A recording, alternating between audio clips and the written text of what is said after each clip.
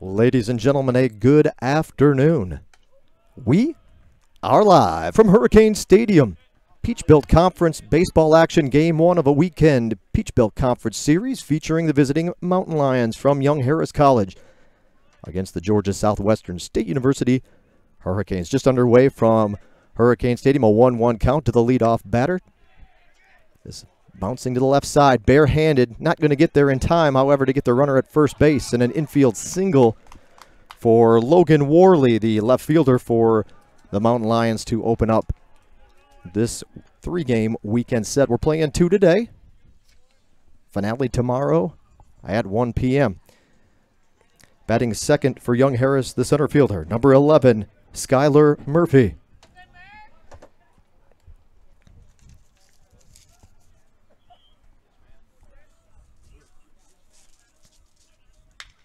First pitch swinging, popped up.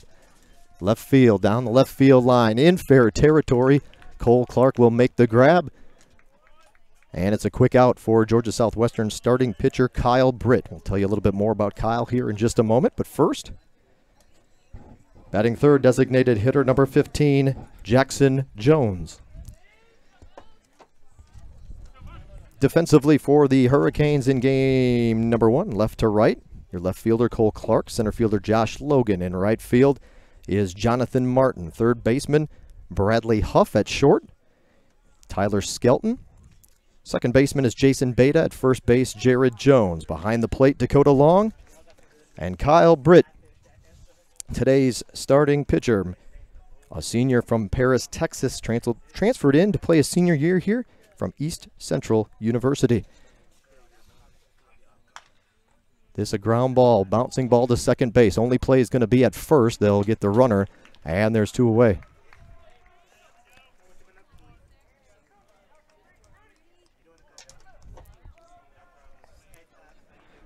In the cleanup spot for Young Harris will be the first baseman, number 16, Rudy Gaona.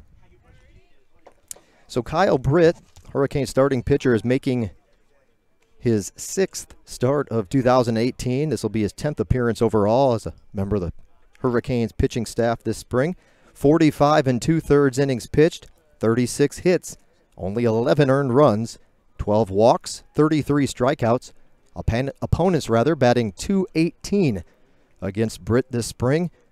Carries a 2-1 record and a 2.17 ERA.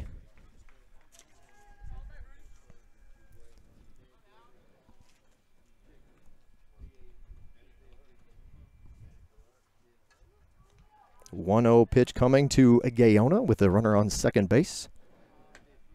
A little outside, 2-0.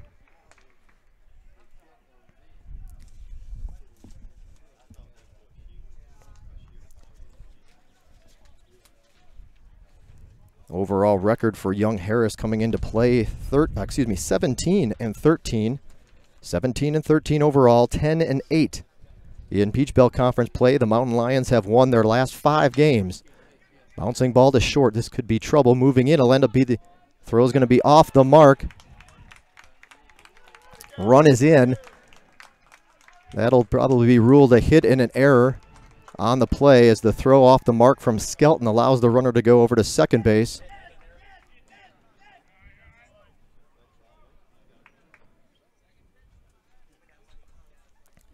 So a couple of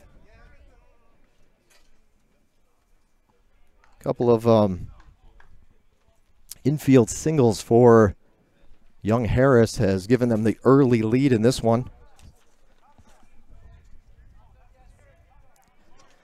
Batting fifth, the catcher, number 18, Corey Ewald.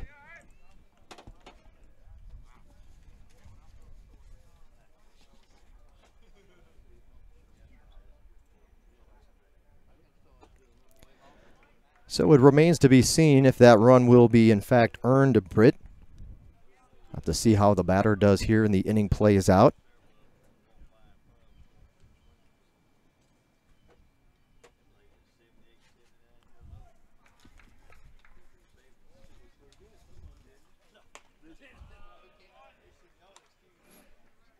Two and 0.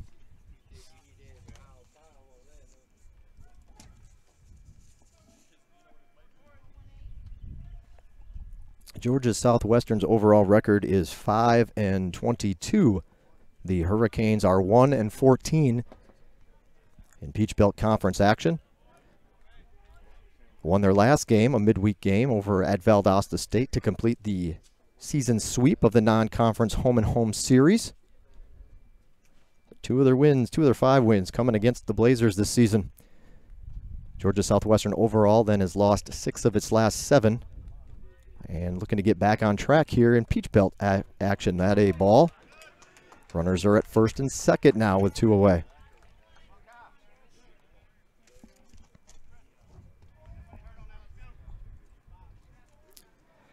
Now batting is the second baseman, number 28, Tristan Smith. And fans, if you haven't already noticed, live stats are also available. You want that real-time data in front of you? Follow your favorite player or team. The links for Game 1 and Game 2 of today's doubleheader live stats-wise are different, so you can see both links. Check swing. This one's trouble. Back to Britt. He'll get time to throw to first, and we'll get the final out of the inning. So all things said and done, that should be an unearned run, as it would have been bases loaded had that throwing error not taken place when the final out of the inning was made. So 1 run, however, for Young Harris in the first inning gives the Mountain Lions the early lead. Georgia Southwestern will bring it in. Grab the sticks for the first time this afternoon. We thank you for joining us. Spend a little of your Saturday afternoon here, Friday. Feels like a Saturday with a doubleheader. How about Friday afternoon? Thanks for tuning in on the Surge Sports Network. We'll be right back.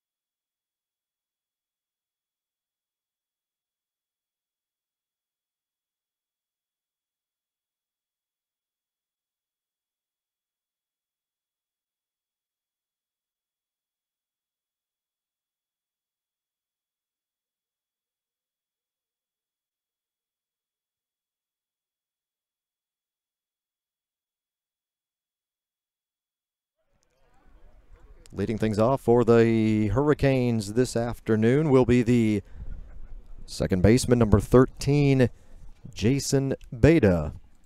First pitch swinging. This one pulled foul. For Beta this season, .265 batting average, 26 hits. 8 of them have been extra bases, 4 doubles, 2 triples, 2 home runs. 5 runs driven in. He has 12 walks and 22 strikeouts. Make that 23. Starting pitcher for Young Harris this afternoon is number 20, Michael Livingston. Livingston's making his 9th start. He's pitched 57 1/3 innings so far.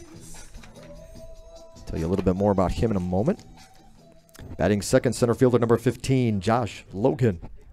Logan, 250 batting average, a little bit higher, 271 in Peach Belt Conference play. First pitch in there for a strike. Livingston, 57 in a third innings, pitched 41 hits, 18 earned runs, 10 walks, an impressive 72 strikeouts. Now 73 after that one to Beta. Opponents are batting a mere 192 against Livingston. A 3-1 record and a 2.83 ERA. 1-1 pitch to Logan. Ooh, fooled him on that off-speed pitch. Breaking ball in there for a strike. 1-2.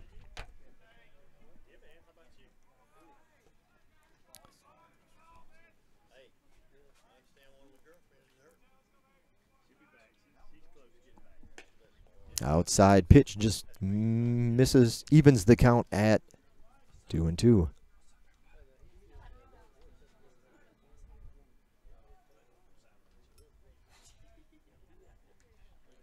Swing and a miss, so back-to-back strikeouts from Livingston to open up the first inning for the Hurricanes.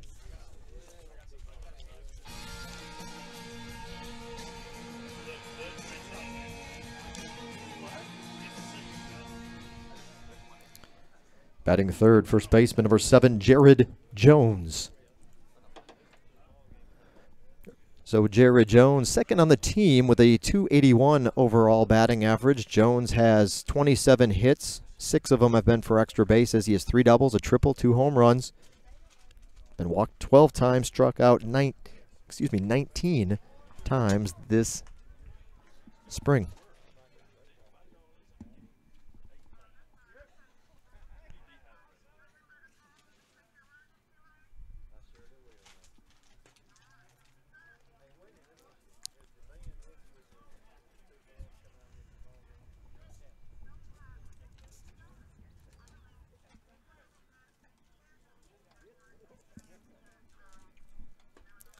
Two-one pitch in there for a strike, 2-2.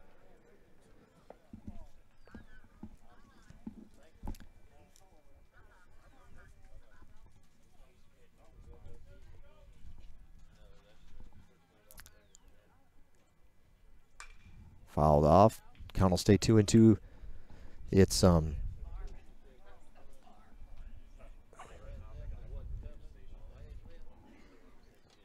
cloudy skies in Americus.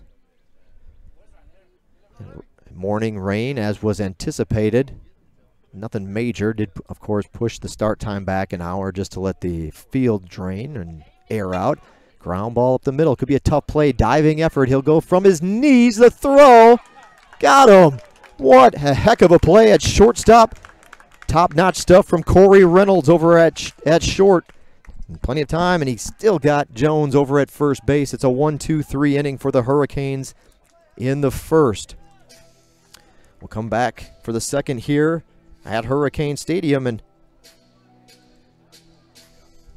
it'll go Washington, Reynolds, and Graycheck. So the player that just made that excellent defensive effort at short, bat second this coming half inning. We'll be back in a moment.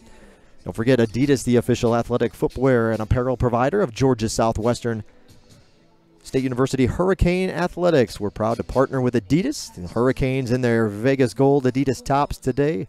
White pants, navy socks or leggings, navy caps with the white Hurricane emblem on top. So Adidas, year 2 of our partnership with Adidas. Thanks for tuning in. We'll be back in just a moment.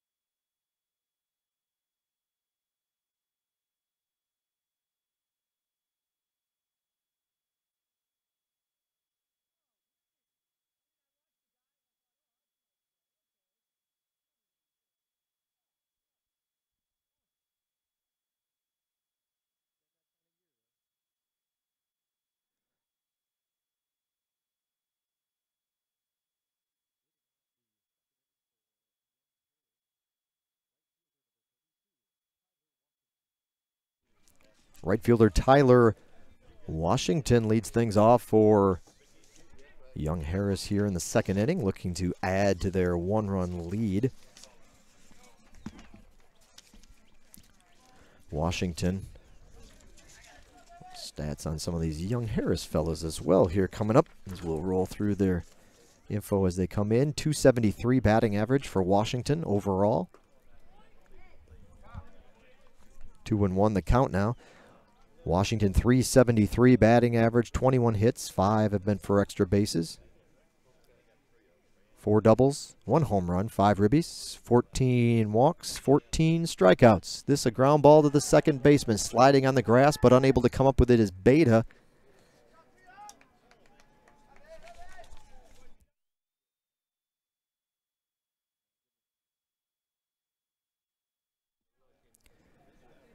So another, I guess you'd say, infield hit. That'll be a single as Beta was moving to his left, had to slide on the grass to try to make the play. Couldn't quite come up with the ball, and it'll be a base hit. So the third hit of the game for Young Harris. They've all basically been plays the infield maybe had a stab at, but challenging plays along the way. And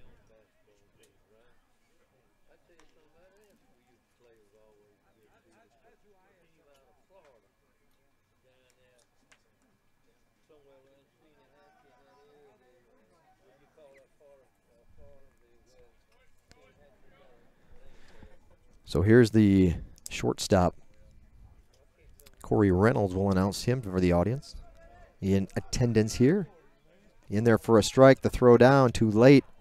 Under it, stolen base for Washington. Runner in scoring position for Young Harris. At the plate is the shortstop, number 9, Corey Reynolds. So a stolen base for Washington. It's his third of the year. He's now 3 for 5 in stolen base attempts this spring.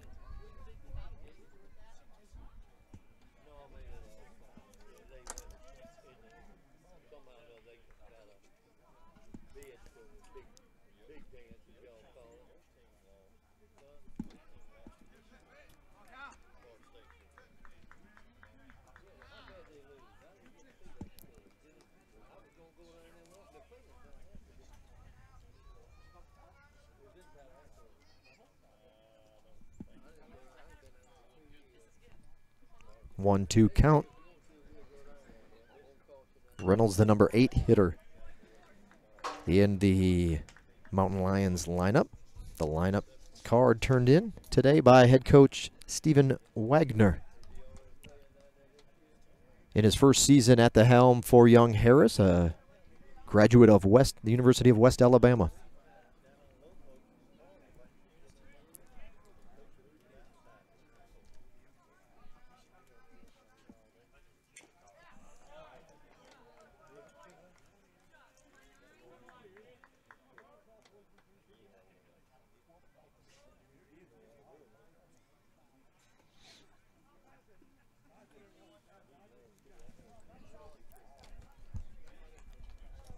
So for Reynolds, give us a break in the action. 263 batting average, 263. 26 hits, 4 have been for extra bases. He has 3 doubles, a home run. 16 RBIs, 11 walks, 23 strikeouts, which ranks 3rd on the team.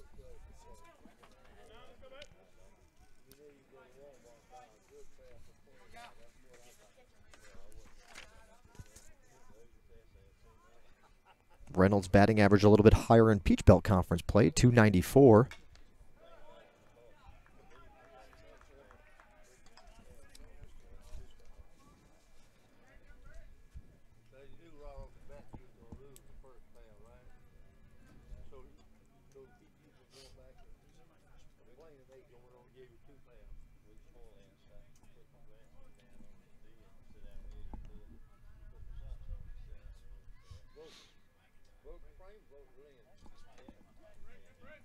Bridge looking at the runner back. Now he'll come home. That one's going to miss. 2-2.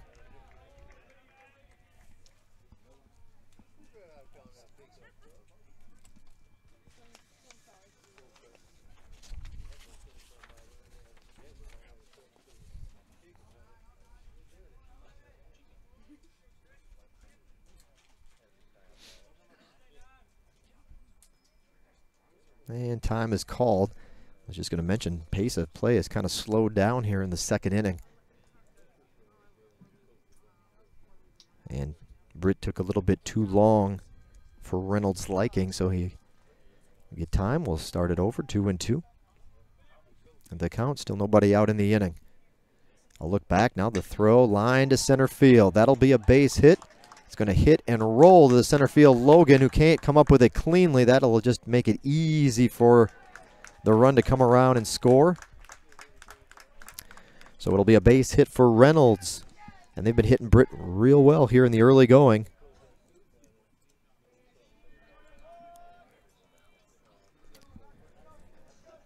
Fourth hit of the ball game.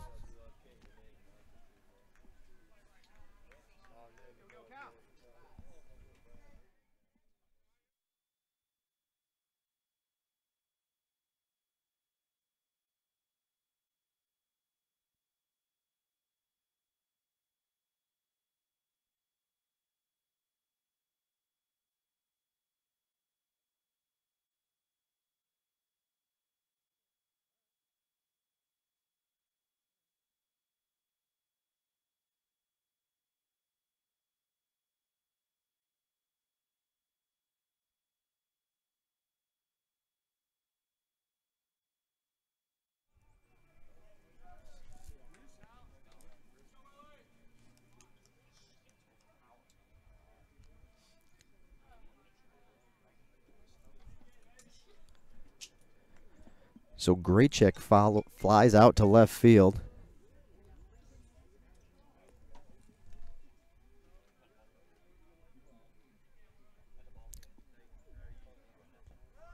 Run is in the dirt. Runner will go to second. Throw not in time. And Graycheck is at second base with one out.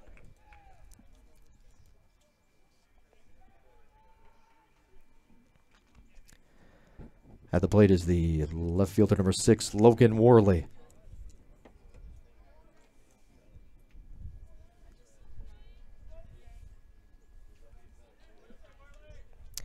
Worley singled, infield single to the third baseman to open up the ball game. Already getting his second look at Britt here with one away in the second. So just to kind of go back in the this inning a little bit.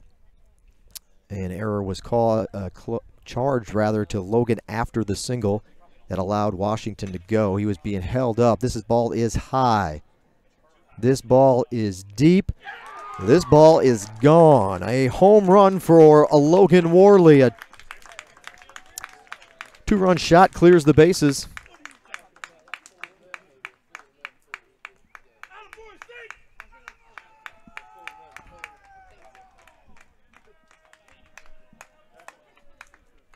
So a shot over the left field wall.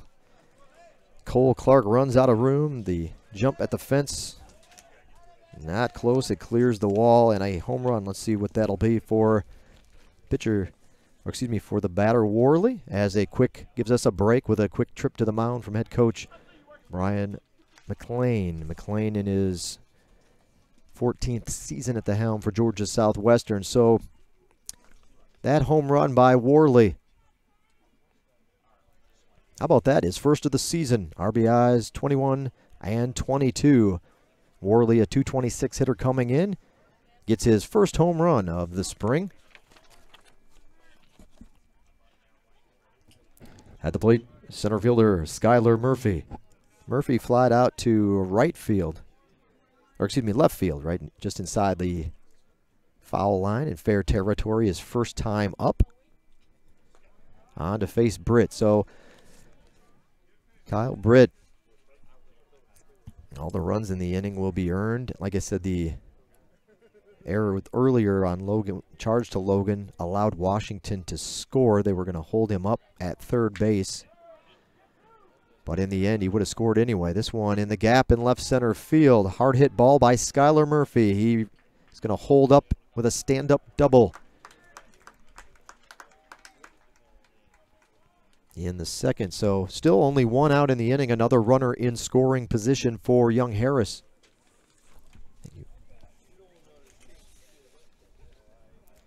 And with that, they will send a member of the pitching staff. He's still got his warm-up jacket on. Sending a pitcher down to get started in the bullpen. So GSW hoping not to have to go to their pen, obviously, this early in the ball game, but somebody's up down there and warming up. I want to say it might be AJ Hayes, but it couldn't tell. We'll let you know or make you aware when he comes into the ball game. Jackson Jones grounded out to the second baseman in the first inning.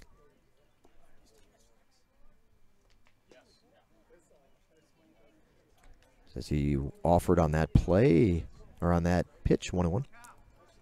At the plate, designated hitter Jackson Jones. As a team, Young Harris comes in with a .272 batting average. Georgia Southwestern at .227. Fouled off. Comparing the pitching staffs of both teams, Young Harris team ERA 5.25 overall, and Georgia Southwestern 6.26.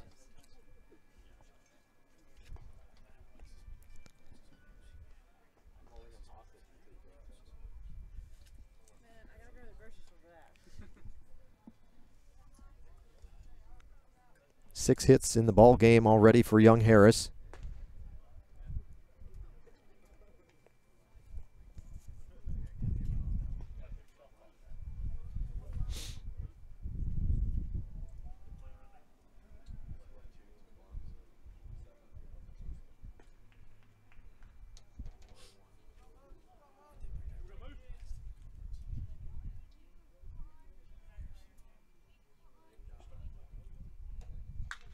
This one hit high to center field, coming in. Who's going to make the grab? Logan's trying to get there and will.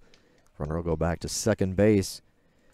And a high fly ball to center field from Jackson Jones is the second out of the inning. 2 away. First baseman Rudy Gaona. Gaona infield singled the shortstop in the first inning.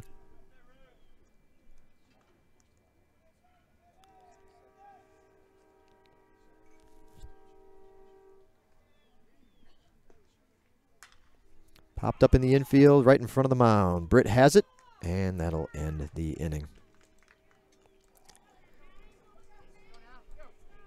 But the Mountain Lions add to their lead. They put up 3 in the second. 4-0 your score. Georgia Southwestern coming up when we return. It'll be Moore, Martin, and Clark.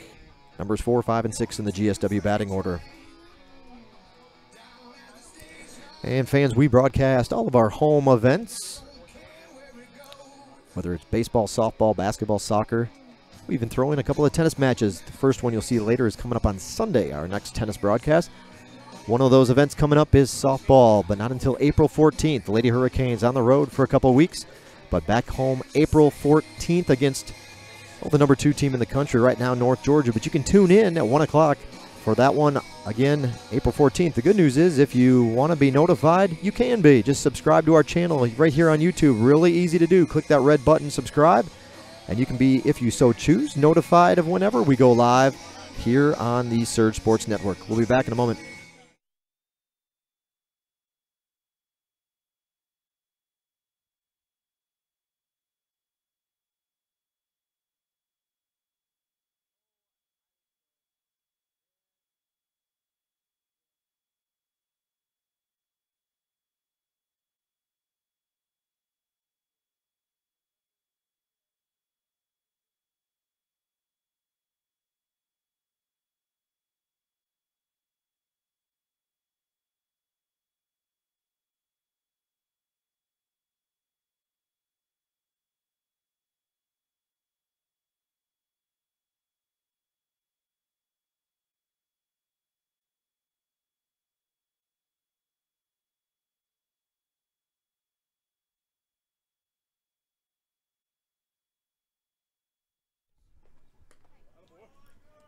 Designated hitter Andy Moore steps in. 294 batting average overall, and as you saw, just a hair higher here in Peach Belt Conference play as Moore sits at the 300 mark in conference games. Popped up foul behind home plate to even the count at 1-1.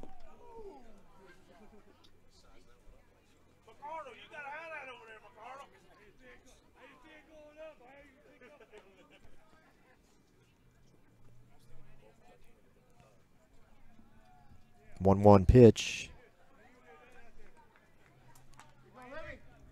Low for a ball, 2-1.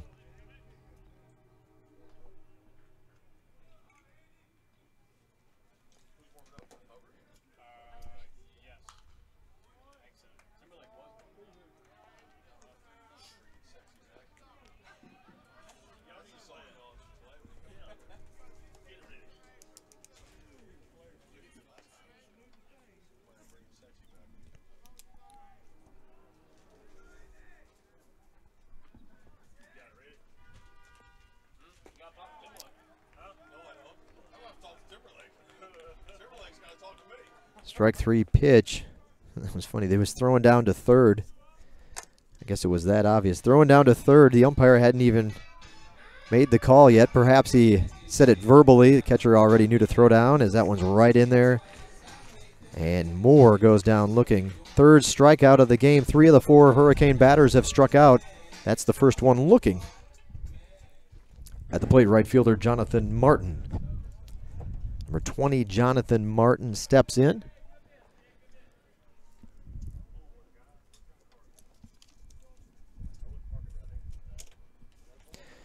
So for Martin, he's got a 188 batting average, 13 hits, 5 have been for extra bases. That includes 4 doubles and a triple. 7 RBIs.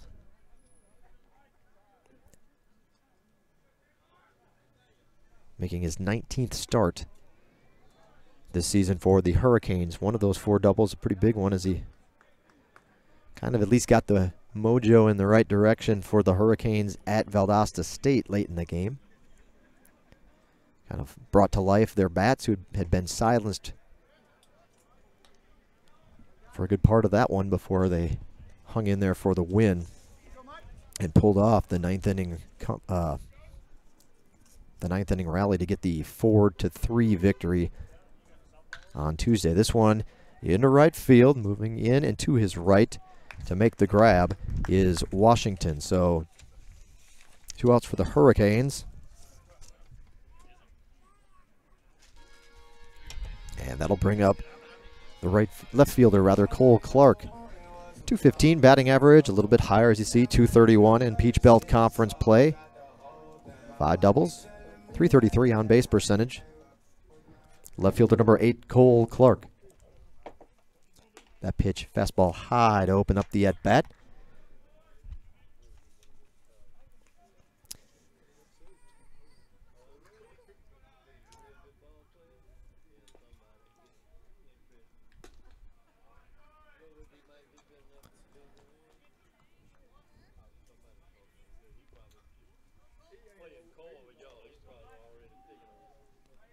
Team batting averages for both teams in conference play goes Young Harris 285, GSW 234.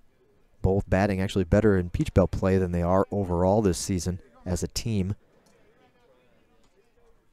But a larger jump for Georgia Southwestern in the team ERA department. Young Harris at 5.14 in Peach Belt games. Georgia Southwestern at 7.69. 3 balls and a strike.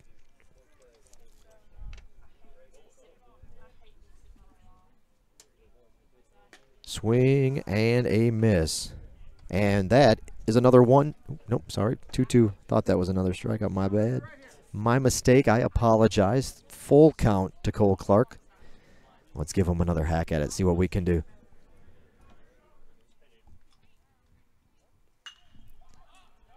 Well, it should still be an out. This one will be in foul territory. Popped up. First baseman has it. And that will, in fact, end the inning. So Georgia Southwestern does go 1-2-3 for the second consecutive inning And young Harris will come to the plate in the third. It'll be their 5, 6, and 7 hitters. Ewald, Smith, and Washington. When we return, Roman Oven Pizzeria. Anthony and his staff over at the Roman Oven, they're well known for their pizza buffet. You can only get Roman Oven Pizzeria Italian cuisine right here in Americus, but they've got a full menu item, wraps, sandwiches, great salad options, burgers, you name it. The Roman Oven Pizzeria. Check them out next time you're in town.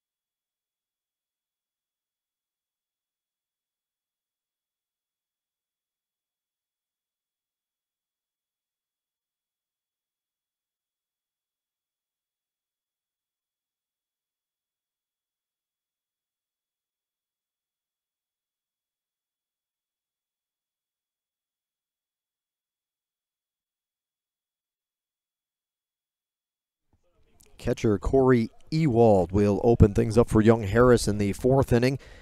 Ewald walked his first time up. And the 0-1 pitch upstairs for a ball. Ewald is batting .337 this spring coming into today's ball game. That's second on the young Harris roster. .337 batting average, 32 hits, 13 extra bases, gone for extra bases with 7 doubles and 6 home runs this season. Popped up behind home plate, kind of in our direction. Where's it going to land? In the seats, just to the left of the camera. We're perched up on the berm here behind the seating bowl at Hurricane Stadium under a tent. We're just to the right of your camera angle, so we're looking from about the same vantage point as you are today. 1-2 pitch, foul back. We'll get another look. 28 RBIs. That leads the team for Ewald. The 6 home runs, also a team high. 13 walks, 16 strikeouts. And he'll get himself a hit. Back up the middle, line drive into center.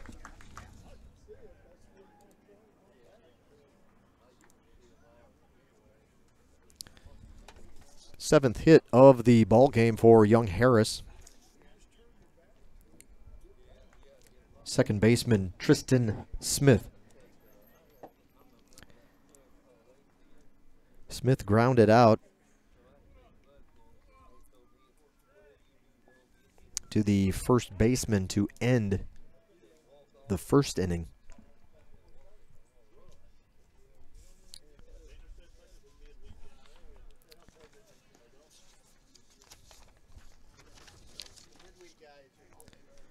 Now Smith, runner going.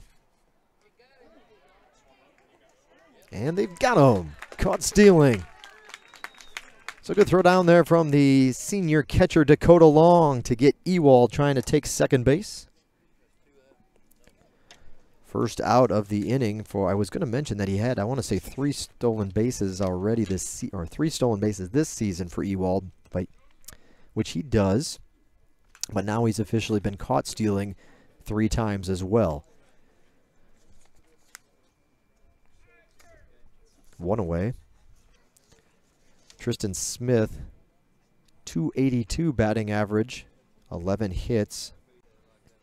8 have been for extra bases, 4 doubles, 4 home runs, 15 RBIs on the season. But it's Peach Belt Conference play where Smith has warmed up. He leads young Harris in conference action with a .400 batting average. Now he hasn't had quite as many at-bats as Gaona. But he'll keep his warm Peach Belt hitting ways alive with that line drive to left field. Base hit for Smith. Smith came in with 20 at-bats overall in PBC action. Gaona, for instance, who's right behind him with 365 batting average, has 74 at-bats as opposed to the 20. But Gaona with Smith with a hit there.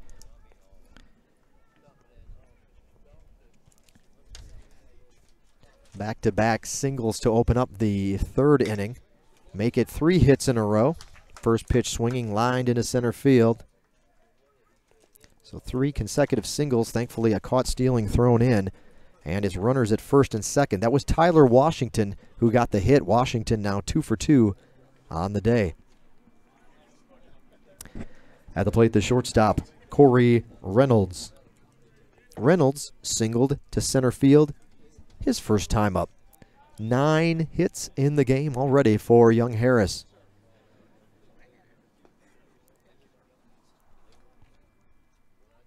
Again, cloudy skies here in Americus at game time. The temperature a comfortable 66 degrees. We might see it creep up to 70 by the end of the day. Winds coming west-northwest, 7 miles an hour. Bounces across home plate, but blocked by Long. And runners will stay put.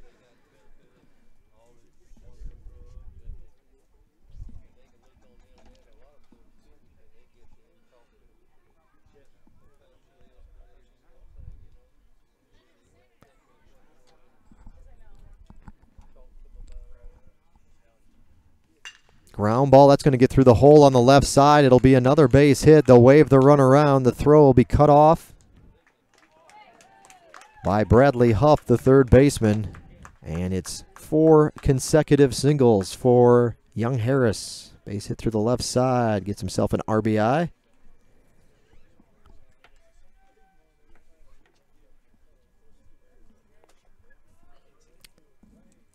The number 9 hitter now up for young Harris. We'll see, that might be the end for Kyle Britt. Walking out to the hill is the head coach Brian McLean. 10 hits in the ball game, 5 runs for young Harris. That'll be it. Kyle Britt will have to call it a day. Hit hard by the young Harris team today. Really the first time that Britt's been roughed up this spring, but comes today at the hands of the Mountain Lions. Pitching change. Georgia Southwestern goes to its bullpen. And it'll be, fellow senior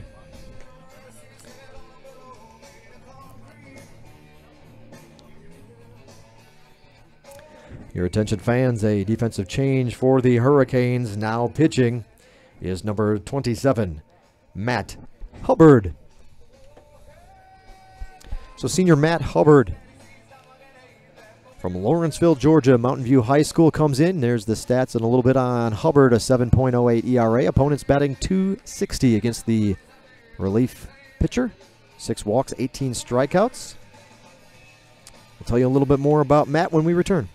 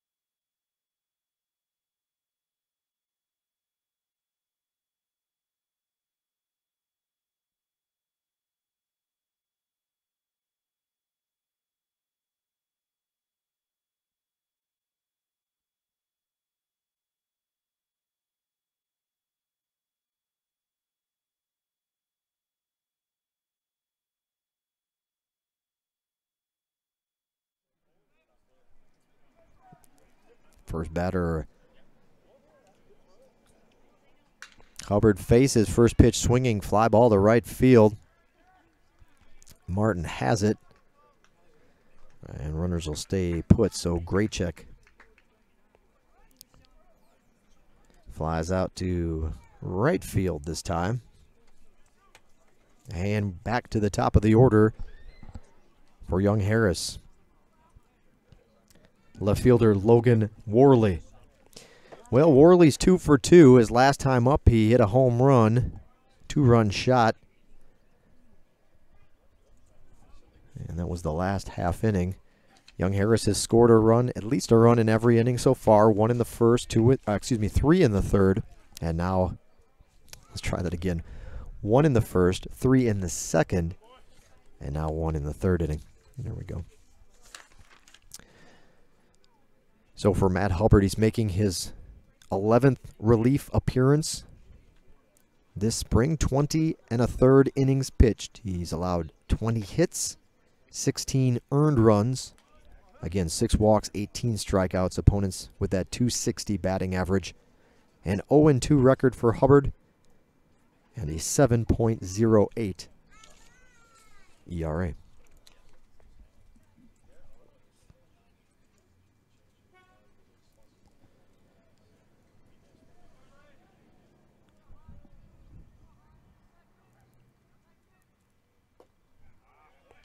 Big cut, swing and a miss, 1-1.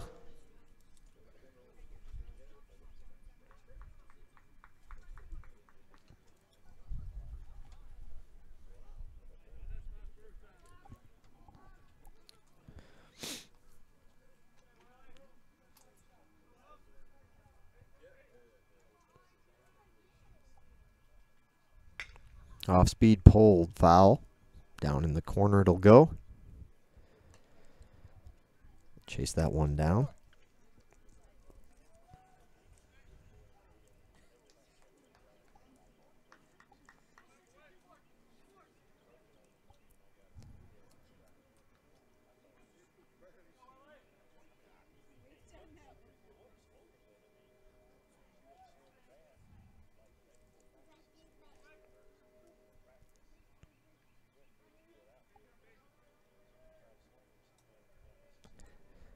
One-two pitch popped up. Gonna blow just beyond the infield dirt, but the shortstop Skelton will have it. And Worley is retired for the first time this afternoon. Well, as I mentioned, Young Harris adds another run to their lead. The 1 in the third now makes the score 5-0. 5 runs, 10 hits. No errors. Georgia Southwestern, no runs, yet to get a hit. And the Hurricanes have committed 2 errors in the ball game out of the chute. See what happens here in the bottom of the third when we return from Hurricane Stadium. I mentioned the Roman Oven Pizzeria earlier, the cuisine unique to Americus. Well, there's also Two Dukes Barbecue. Jay Duke and his wife put together some award-winning barbecue here in Americus. They're only about a block away from campus. You can find them on Facebook at Two Dukes Barbecue. There's the phone number for you to call. Best thing about Two Dukes is they have almost a new menu item every day. They're rotating in different casseroles, home-cooked dishes as side items, so you can get something unique every time you stop by Two Dukes Barbecue here in Americus. We'll be back in a moment.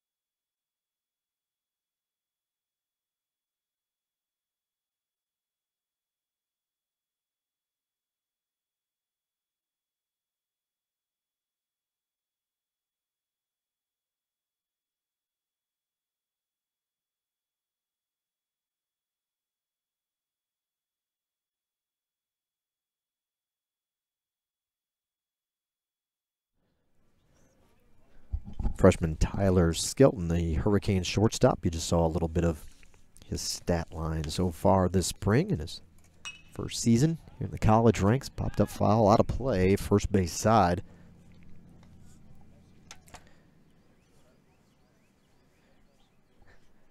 .220 batting average overall. 18 hits, 2 of which have been for extra bases. He's got a couple of doubles, 2 RBIs, 4 walks, 12 strikeouts. This is 25th start of the spring. He falls behind 1-2 to Livingston, who has struck out half the batters he's faced. 3 of 6 so far. He has been near perfect in the early going. That one just misses 2 even. Oh, no, it doesn't. Skelton will take it. I was going to say it looked good from here. I was going to wonder what happened if it wasn't called a strike. Just kind of a nonchalant ring up for him. And that's strikeout number 4 in the game for Livingston.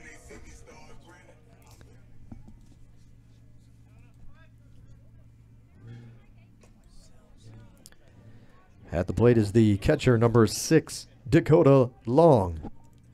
So of the 4 strikeouts in the game for Livingston, he's now split it right down the middle. 2 have been swinging, 2 have been looking.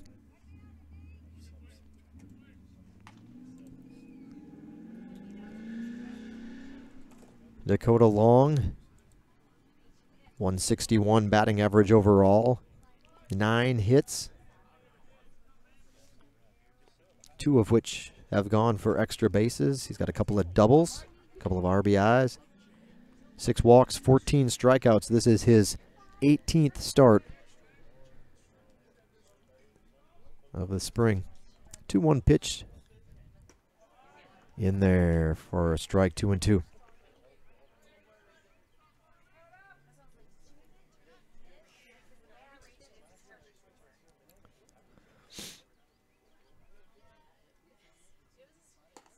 Fastball misses, 3-2. That is, as you saw in the stat line early on,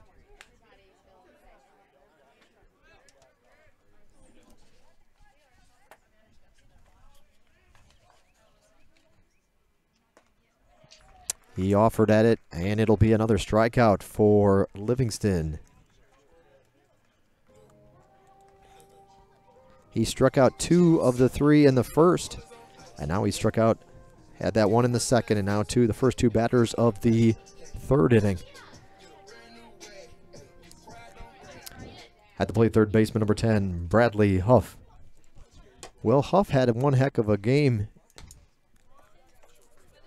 in the midweek matchup on Tuesday at Valdosta State. A 2-run home run to pull the Hurricanes back in that ball game. This one, a high bouncing ball, fielded cleanly by the third baseman and on to first. So Graychick throws him out. To finish that thought, he had the 2-run home run to pull him back into the game. And then in the 9th, delivered the 2-out, 2-run single to put Georgia Southwestern ahead. The game-winning hit from Huff. He had 4. He had 4 or accounted for 4 of the Hurricanes' 5 runs as he drove in those 4 against Valdosta. But this time against Livingston, he'll go down on his first at bat. The Hurricanes have made their way through the lineup for the first time. But now we'll switch over to the Young Harris side. Top of the 4th inning coming up for Young Harris. Looks like it'll be Murphy Jones and Grayona. 2, 3, and 4 in the lineup when we return. Our next broadcast after tomorrow's finale here at Hurricane Stadium will start at 1 o'clock. And Sunday, Easter Sunday, you can find some GSW tennis. It'll be the men's side that we'll be focusing on in that one. We'll have number 1 doubles broadcast and singles still to be determined, but we'll have our featured courts, and we hope if you are looking for a little something to do or you want to watch a replay later, but we go live Sunday at 11 a.m. for Georgia Southwestern men's tennis. We'll be back in a moment on the Surge Sports Network.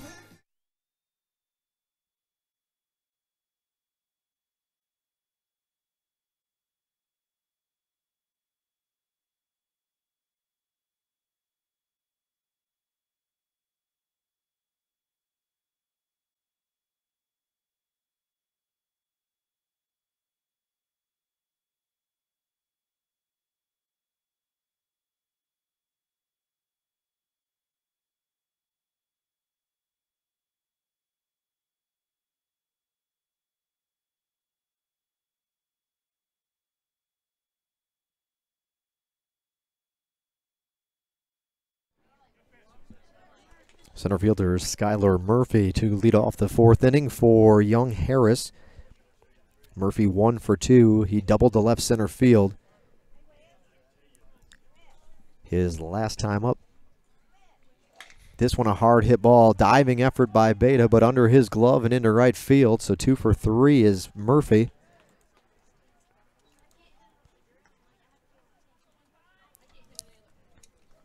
Runner aboard to open up the fourth. Getting to the meat of the lineup here for Young Harris. Number 3 hitter in the lineup, now up. Designated hitter Jackson Jones. Jones grounded out to second in the first, flew out to center in the second. 0 for 2 so far in this one for Jones. Throw over to first, runner diving back in ahead of the throw.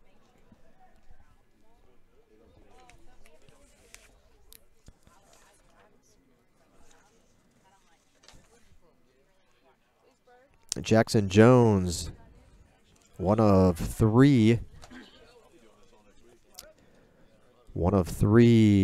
Mountain Lion batters to have a batting average over 300 coming into play today. Jones at 302. 302, 32 hits, 10 have been for extra bases. He has 8 doubles, 2 home runs, 21 RBIs, 16 walks, which leads the team, and 22 strikeouts. In Peach Belt Conference play, Jones has struggled a little bit more in conference action. 254 batting average.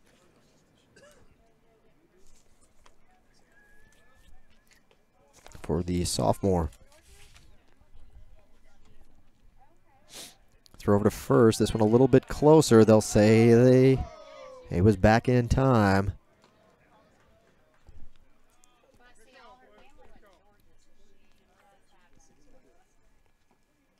Murphy will dust himself off and get back up.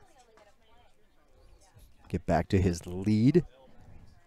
Not a particularly large lead at first base now. This one a little bit low, 2-1.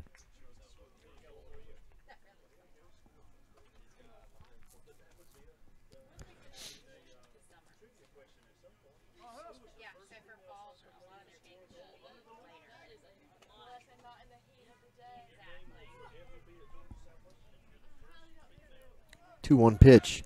That's a hard hit ball to right field. Back goes Martin. That ball's high, deep, and gone. About 3/4 of the way up the netting. That's behind the wall to protect the cars in the parking lot. That was a blast from Jackson Jones. A no-doubter to the right of the scoreboard.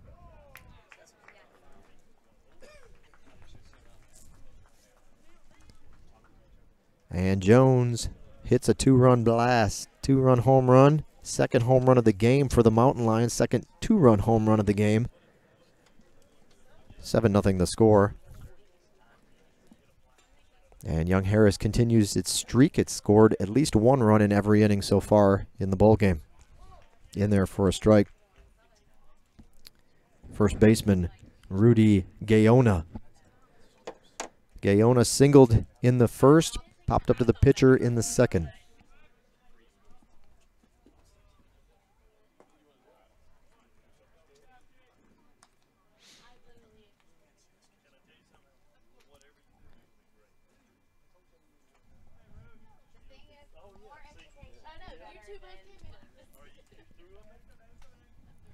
Twelve hits in the ball game for Young Harris. This is a hard hit ball just to the left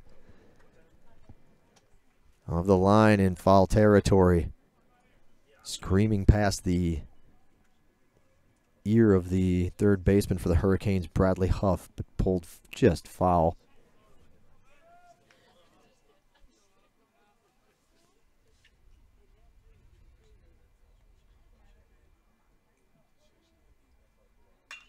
Hard hit ball to center field, but coming in, moving to his left is Logan.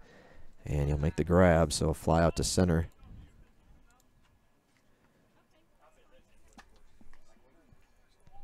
First out of the fourth inning.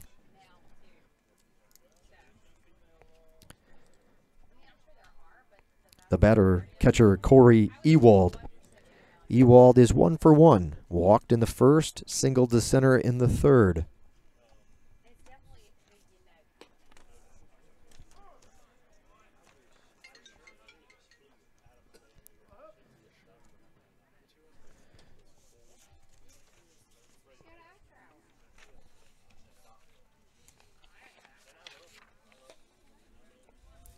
On the outside edge for a strike.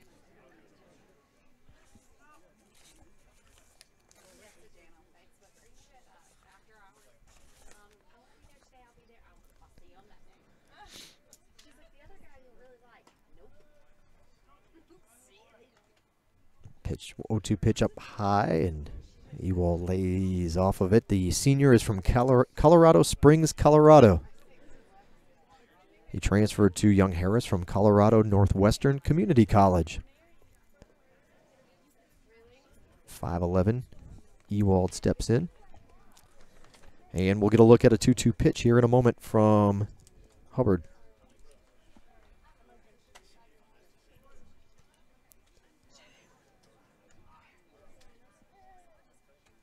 Off speed, popped up.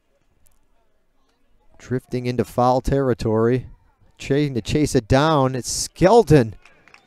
And the diving effort in foul territory. A heck of a play as that ball was almost coming over him. He had almost had his back to home plate when he dove out. And made the grab in foul territory. Heck of a defensive effort out there by the shortstop for the Hurricanes, Tyler Skelton.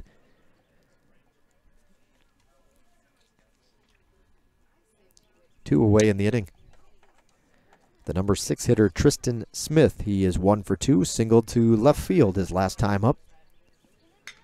First pitch, and he rips one foul. At the plate, second baseman, Tristan Smith.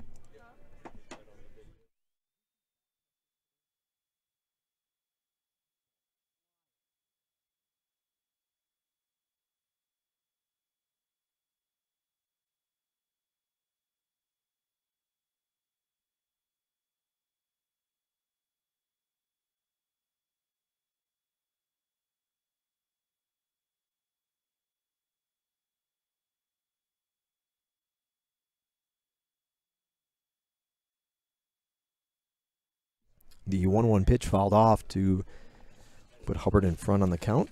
1-2.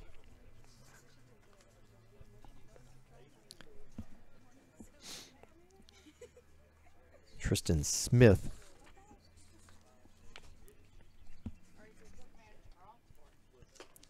.59 junior goes down on strikes, so Hubbard gets a strikeout to end the inning.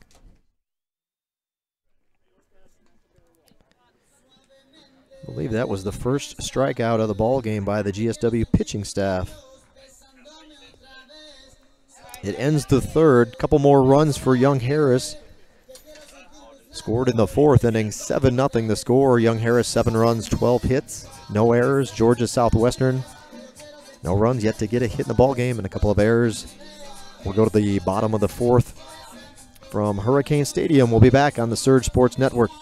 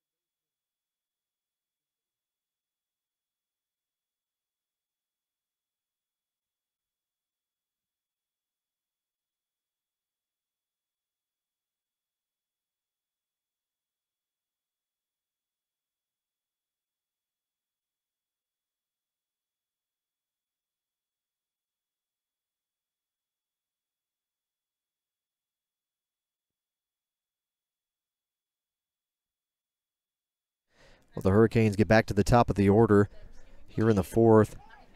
1-1 pitch to Jason Beta, the Georgia Southwestern second baseman, off the pulled foul. Beta, the 5'9" junior from Fruitland Park, Florida, transferred in here this season to play from Lake Sumter State College. 2 balls, 2 strikes. As you can see on your screen, the sun has poked its head through the clouds, and we've got a little sunshine at the ballpark.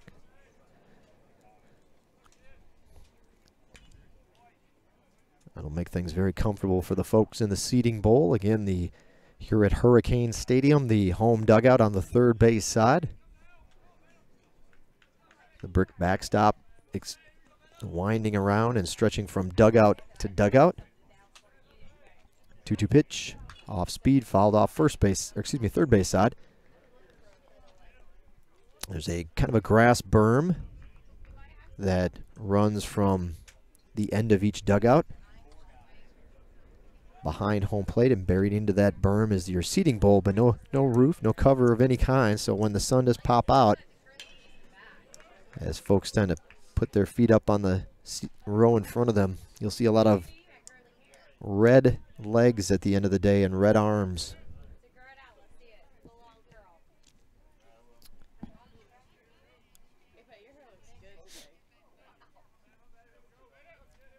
Two-two pitch again, another pitch fouled off by Beta, so he's not going down easily and fighting to stay alive in this at-bat for the Hurricanes in search of their first hit of the afternoon. Beta struck out swinging to open up the ball game.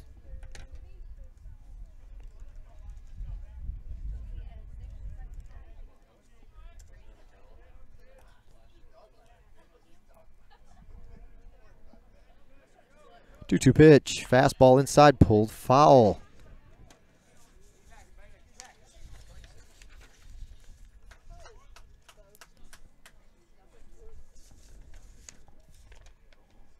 Beta rather is a switch hitter. And his time he'll go down looking. That one on the inside edge, knee high, says the home plate umpire, and a strikeout. So Beta goes down looking to open up the Hurricanes' fourth.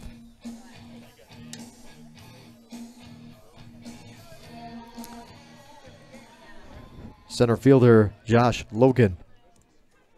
Logan also struck out in the first inning, swinging.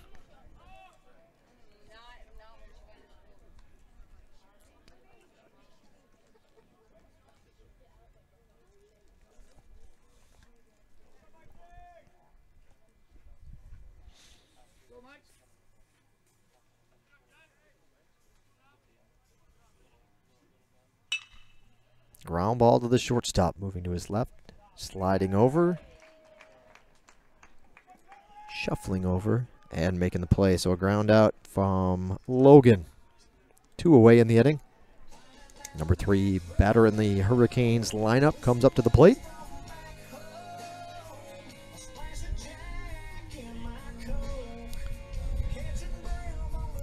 First baseman Jared Jones. Jones grounded out to the shortstop, who made an excellent play in the first inning to close out the first inning. If you didn't see it, Reynolds robbing Jones of a hit as he dove to his left. From his knees, the throw just in time to get Jones back in the first.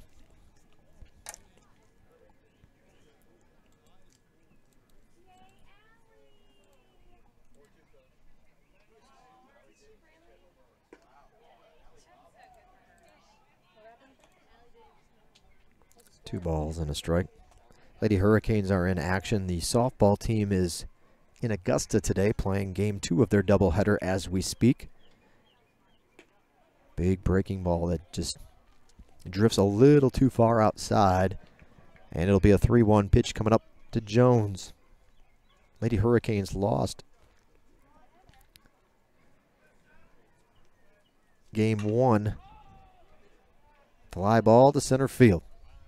Waiting for it to come down is Murphy, and he'll make the grab and end the Hurricanes' fourth inning. So another 1-2-3 inning for Livingston.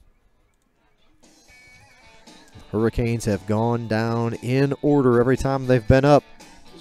Heck of a start for Livingston. They'll see Young Harris will look to add to its lead, see if it can keep its string of innings alive in which it's scored at least a run here this afternoon. They've been perfect so far. We'll be back for the fifth from Hurricane Stadium. You're watching Georgia Southwestern State University and Peach Belt Conference Baseball on the Surge Sports Network.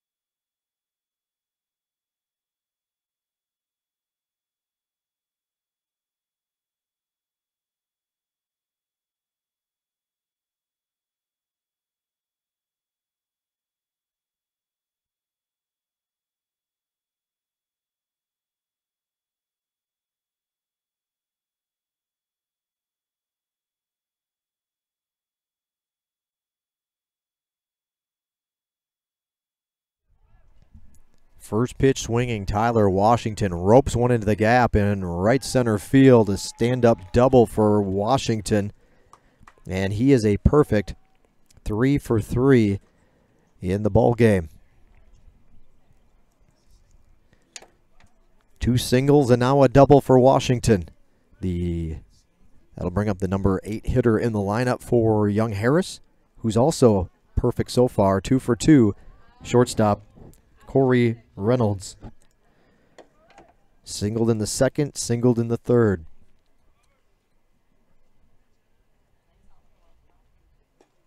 Off-speed pitch falls in for a strike to open up the at-bat.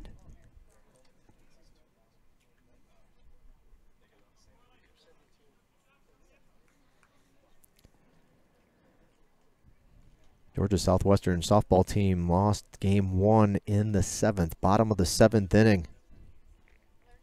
Augusta rallied from a run down to win.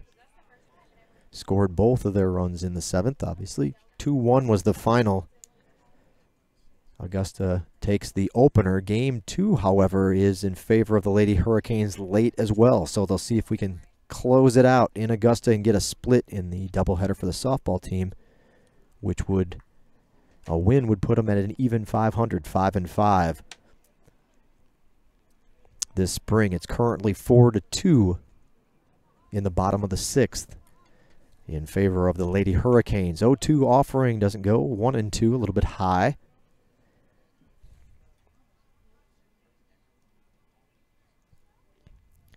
Quite a day for Madison Messer. She pitched game 1 and now is looking to take care of all the pitching duties today, as she's been called on from the get-go in game 2 as well. 1-2 pitch. Got him. Strike 3. Reynolds will go down looking for the first out of the 5th inning. At the plate, third baseman Brett Graycheck. Couple of flyouts for Graycheck. Flew out to left field in the 2nd and right field in the 3rd.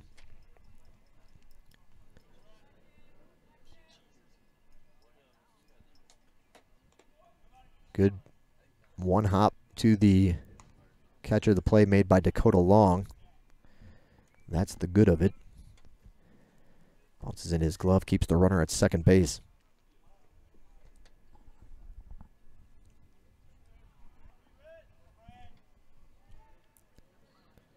Time called.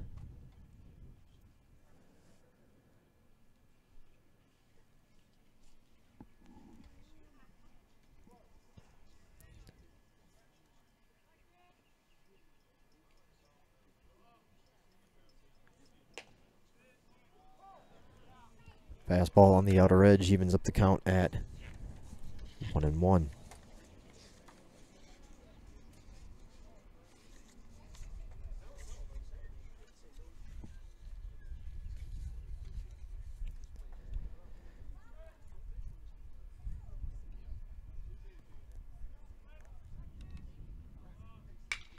And that's a hit. Line drive through the hole on the left side and into left field. Runner waved around. The runner will go for second. Bobbling it is Cole Clark. And the heads up running by the third baseman, Brett Graychick.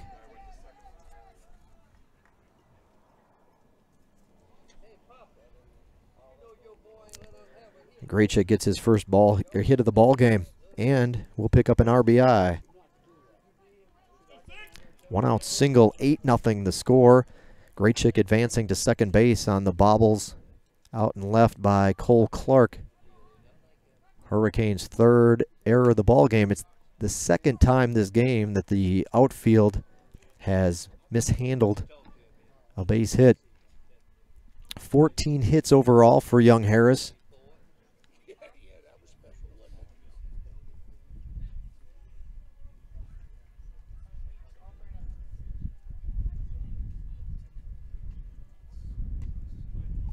Back to the top of the order. Left fielder Logan Worley. Worley at the plate is 2 for 3. A single, a home run, and a pop-up to the shortstop his last time up. And young Harris does, in fact, keep the streak alive. They've scored in every inning so far in Game 1.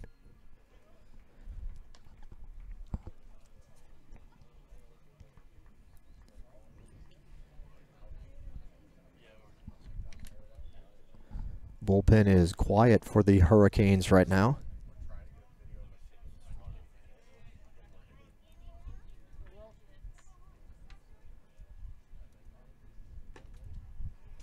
Breaking ball called strike.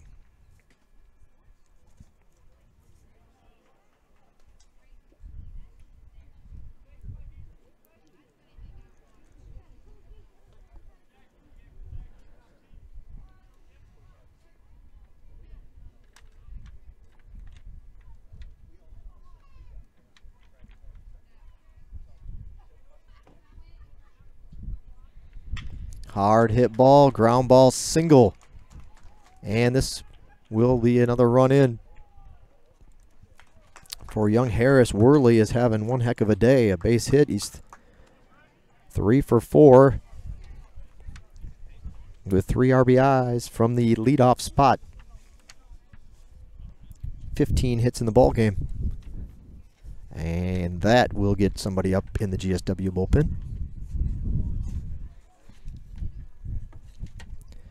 Center fielder Skylar Murphy. Murphy is 2 for 3 in the ballgame.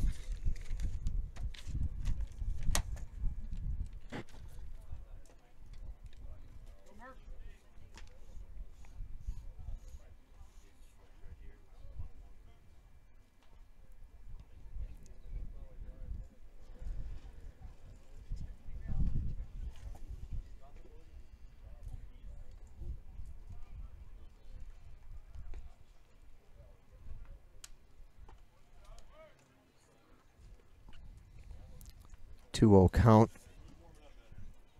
Time called by Dakota Long, the catcher for the Hurricanes. Have a quick word with Hubbard.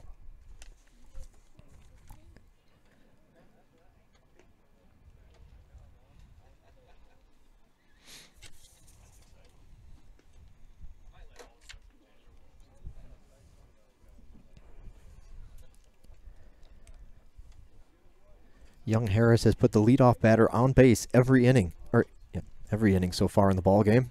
A perfect 5 for 5. They're batting 6 for 12 with runners in scoring position.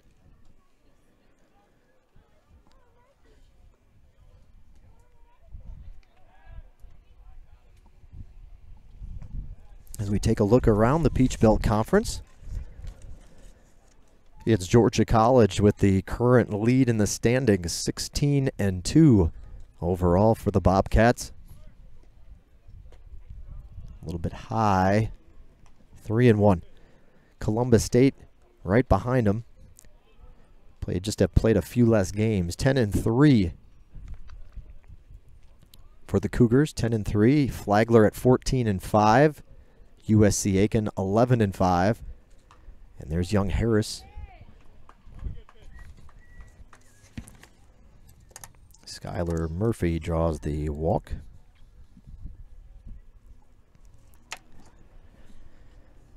And here comes Jackson Jones. He hit a home run his last time up.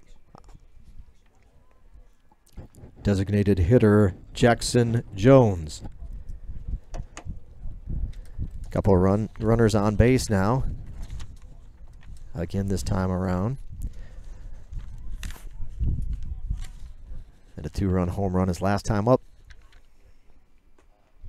In the dirt, blocked down by Long. So as the standings sit at the moment, young Harris, the 5 seed, looking ahead to the Peach Belt Conference Tournament. Still a ways to go, of course.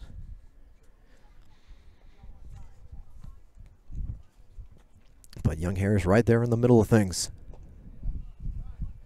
In there to even the count at 1-1. Behind the Mountain Lions are North Georgia at 8-7. UNC Pembroke 7-8. Augusta 6-15. Francis Marion 5-13. Lander 4-11. And GSW 1-14. 1-1 pitch coming up from Hubbard. Low. Kind of a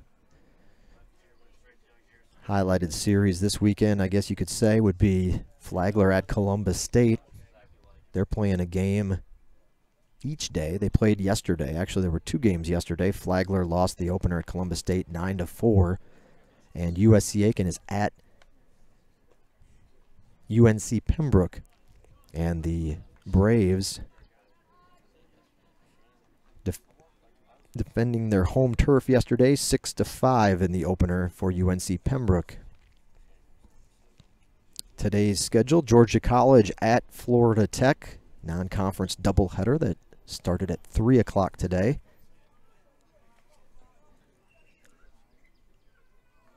Single games, Flagler at Columbus State, 5 o'clock. Can't come up with the diving effort. Runner will come home. And an RBI single. Good effort by Cole Clark trying to get to it, but he can't quite make the grab, and it's a base hit, RBI single.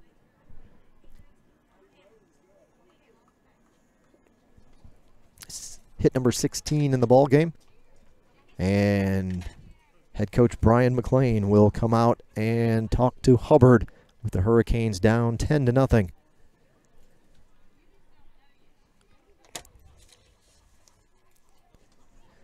Rounding out again the Peach Belt Conference action today. Flagler at Columbus State is a 5 o'clock start. USC Aiken at UNC Pembroke, a 6 o'clock start. Augusta and Lander open up their series with a single game today, 6 p.m. start. Augusta at Lander. And the late game today, North Georgia at Francis Marion, 7 p.m. The start time for that one. Pitching change for the Hurricanes. We'll tell you more about it when we return. You're watching Georgia Southwestern State University baseball on the Surge Sports Network.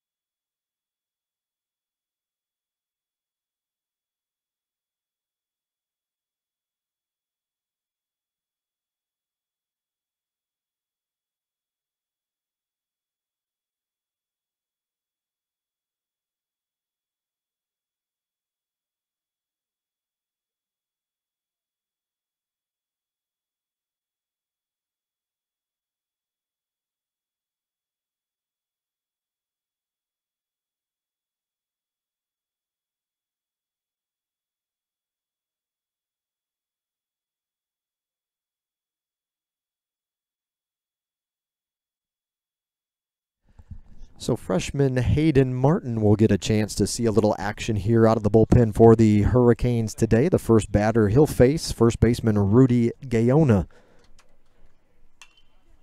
Fouled back behind home plate over the screen. Hayden Martin, the freshman, making his third appearance out of the bullpen this spring. He's pitched 3 1/3 innings.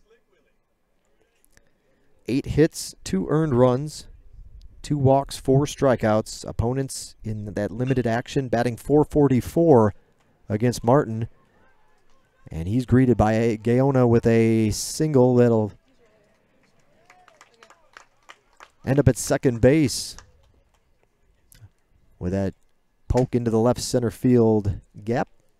Cut off in the outfield by Cole Clark. An RBI hit for Gaona to finish the line on Martin. No record yet, 5.4 ERA. Runners move over and advance on the play. Second and third now for Young Harris with 1 away. At the plate, the catcher, Corey Ewald. Ewald is 1 for 2. He popped up in foul territory to the shortstop. Skelton made a heck of a play his last at-bat against Ewald, or the hitter Ewald Martin. It's a double for Gaona.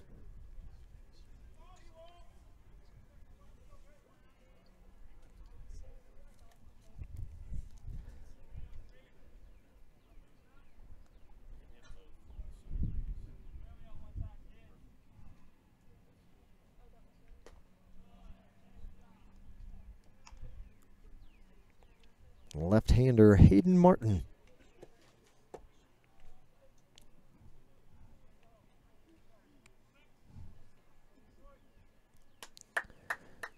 Well, this has been the strongest inning for the Mountain Lions in the ball game.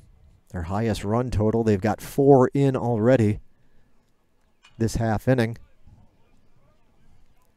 And only 1 out and a couple of at-bats coming up yet to add to it if they can.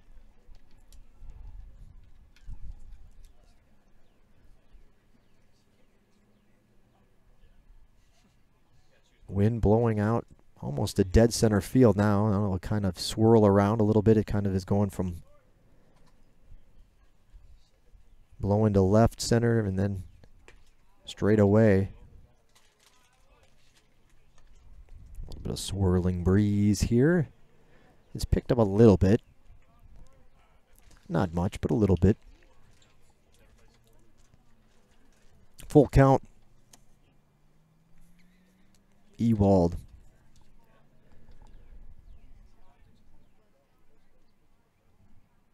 Hard hit ball to right center field. Anybody going to be able to track it down? Nope, that one's going to get 1 hop off the wall. Stand up double for Ewald. 2 more runners are in. 13-0 the score.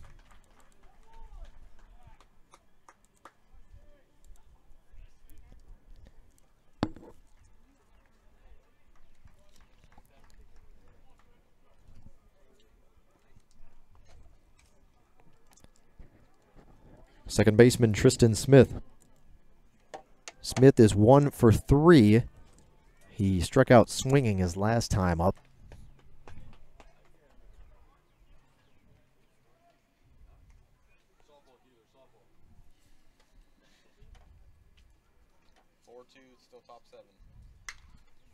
Hit hard, foul though, left field line. Hits the bottom of the fence just beyond the pitching mounds of the Georgia Southwestern bullpen.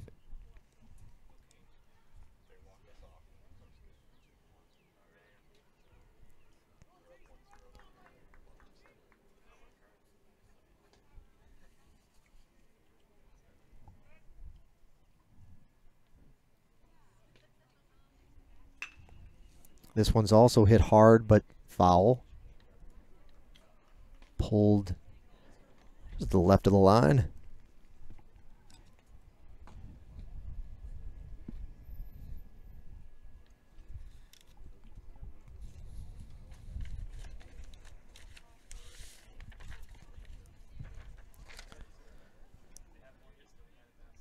Well,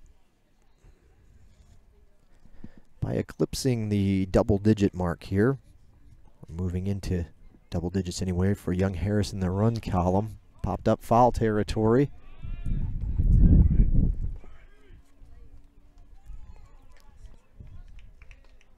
Did not see first baseman.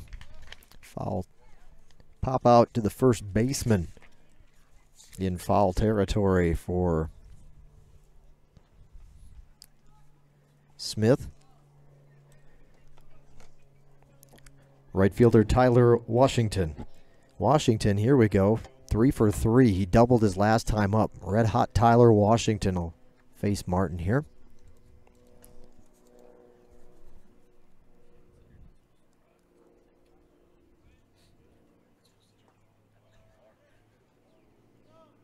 Breaking ball misses 1-0. Georgia Southwestern has allowed opponents to score in double figures 1, 2, 3, 4 times this season. This is number 5. One of those was a 10-inning game against Augusta back towards the end of February to close out that series.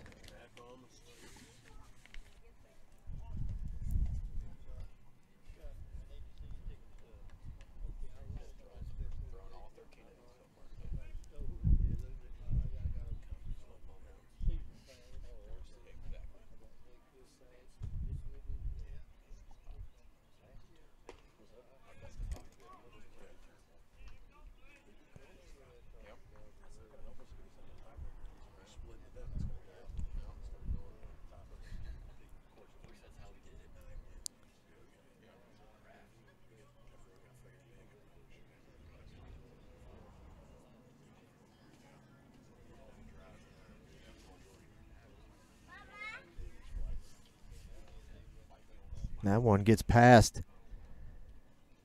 Long into the back wall. A wild pitch by Martin behind the hitter.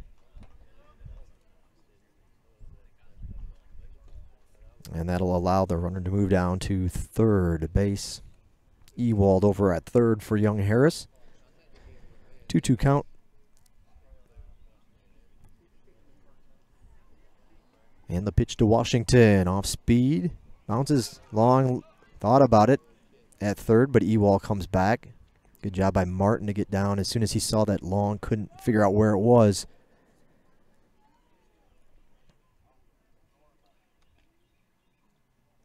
And just enough to keep the runner at third, but of course, no need to push it the way they've been hitting. You can only leave it on Washington's bat to see how the inning will wind up instead of making a play at home. This one will be a ground ball, however, to the second baseman, Beta, who boots it. 4th error of the ball game, a 2-out error, and a unearned run scored there as this inning stays alive on the error by Beta.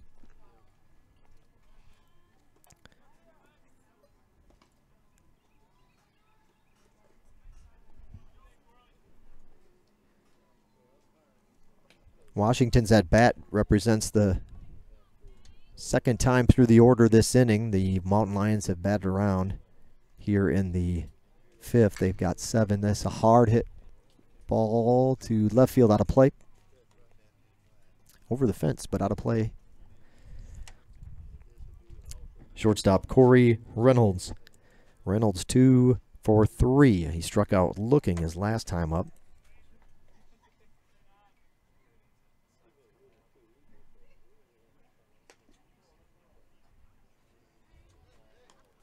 Georgia Southwestern with 4 errors in the ball game.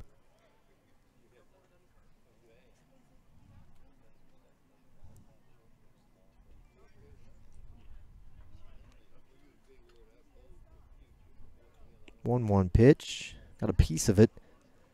Kind of go to 1-2.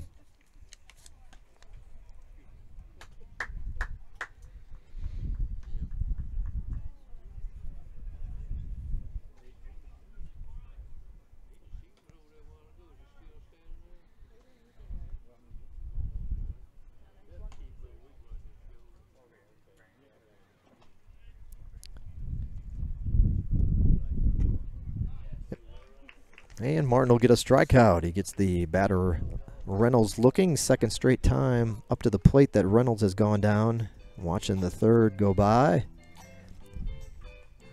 Second time actually in the inning that Reynolds did that. But Young Harris still comfortably ahead, 14-0. We'll be back bottom of the fifth inning from Hurricane Stadium.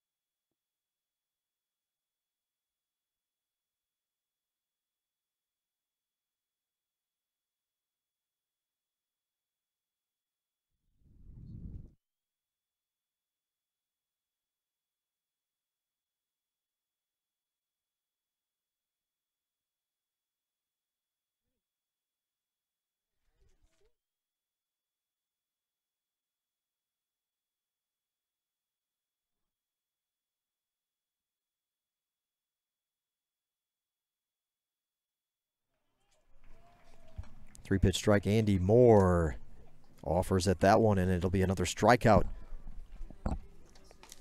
for Livingston. Andy Moore strikes out swinging. Second time he's been struck out in the ball game.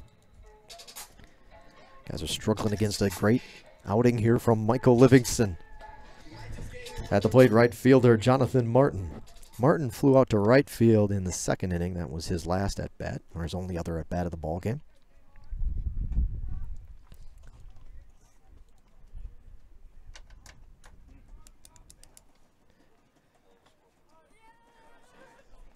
Top of the seventh at Augusta. Georgia Southwestern holding on. 4-2 the score.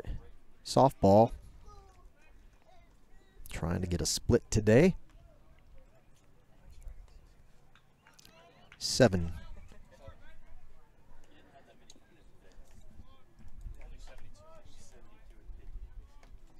Seventh strikeout of the ball game for Livingston. And coming into this at bat with Martin, had only thrown 62 pitches.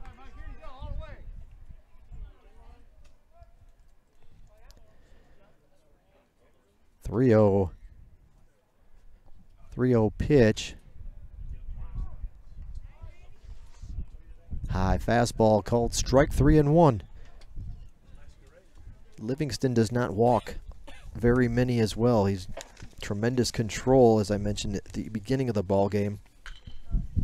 Ground ball. Boy, they played him well. Played him almost perfect. The second baseman almost on the grass, and that ball hit right to him. Actually was on the grass to make the play. So Martin will go down.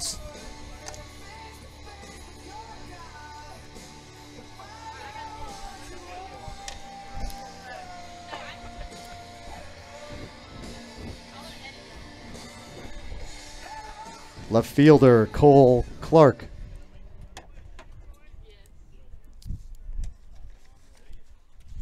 Livingston has only walked 10 batters in 57 innings coming into today's matchup. 10 walks, 72 strikeouts. No walks, 7 Ks today so far against the Hurricanes. 1-0 pitch. Swing and a miss. 1-1.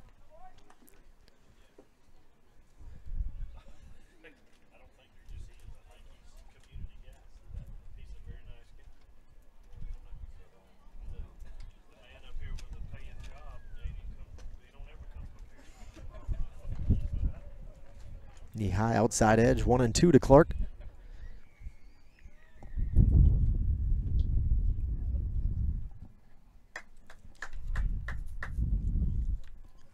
One-two pitch. Off the end of the bat. He'll stay alive. Get another look from Livingston.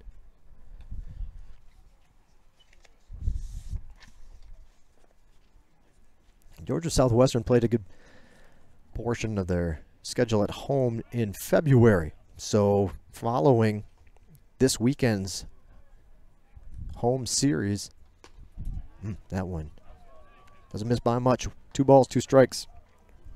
They've got one more Peach Belt Conference series. That's next weekend against Columbus State.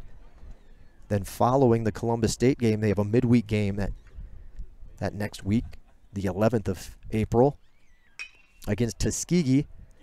That one's going to bounce through the hole on the left side, and the Hurricanes have their first hit of the afternoon. Well, they finally got one. It took until the 5th inning, but Clark breaks up the no-no and will bring up Tyler Skelton.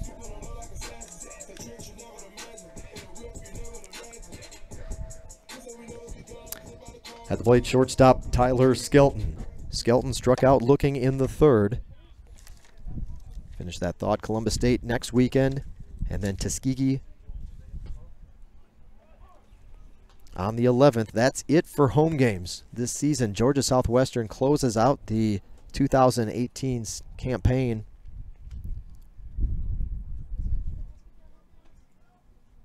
Ten road games. A couple of those double headers, but 10 road games. 3 of them actually dates are double headers. But 10 road games to close out the 2018 season. So your last chance, if you want to catch the Hurricanes in action, will come next weekend against Columbus State. If you can't make it tomorrow afternoon for the finale of this series. 1-1 pitch to Skelton. Drifts off the plate. 2-1.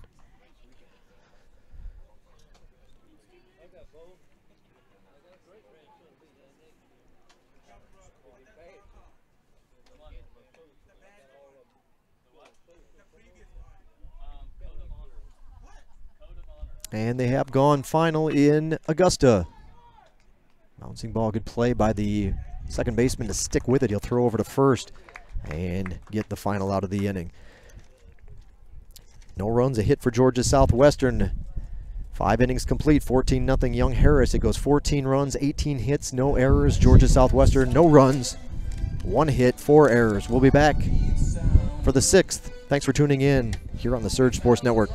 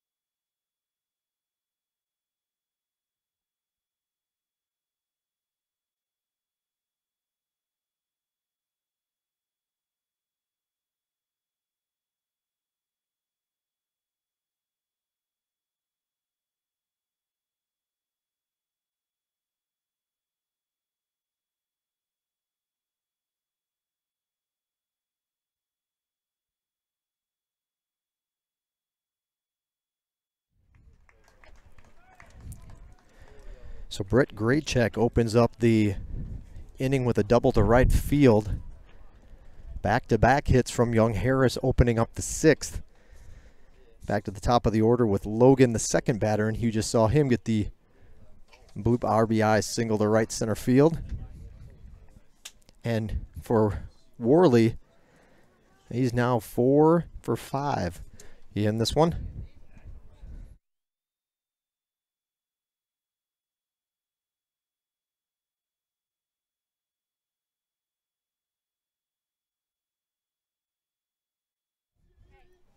.20 hits in the ball game for Young Harris.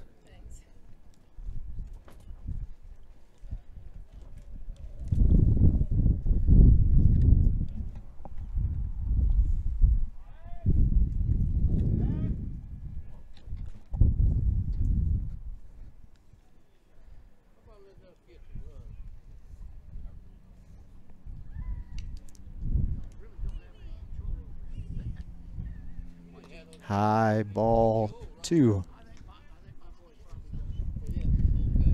The batter for Young Harris is the center fielder, Skylar Murphy. Murphy is 2 for 3. He walked his last time up.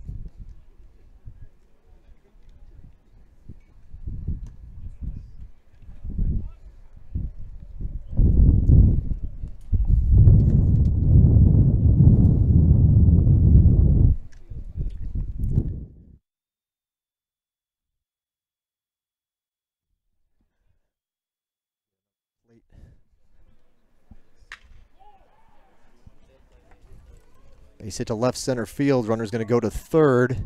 They'll hold him up there, and it'll turn into a double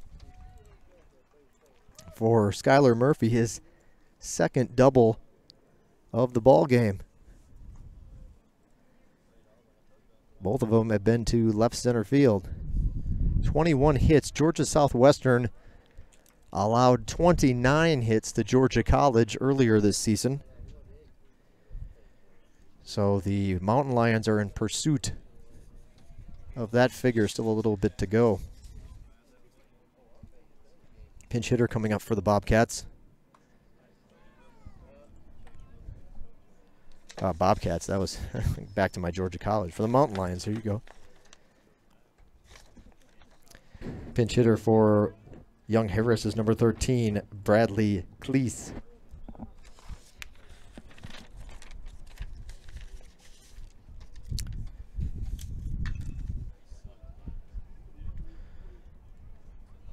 Bradley Cleese, a sophomore from Tallahassee, Florida, transferred in from Andrew College.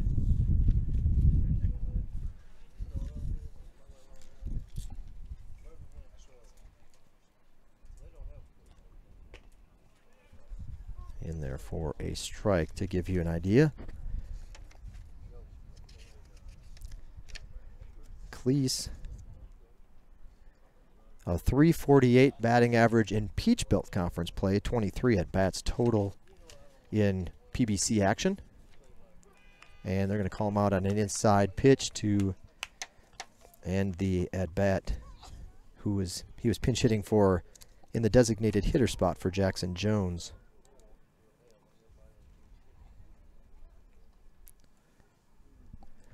One away, another pinch hitter. Bailey Campbell at the plate. For attention fans, pinch hitting for Young Harris. Number 40, Bailey Campbell. Campbell, a freshman from White, Georgia. Went to Cass High School.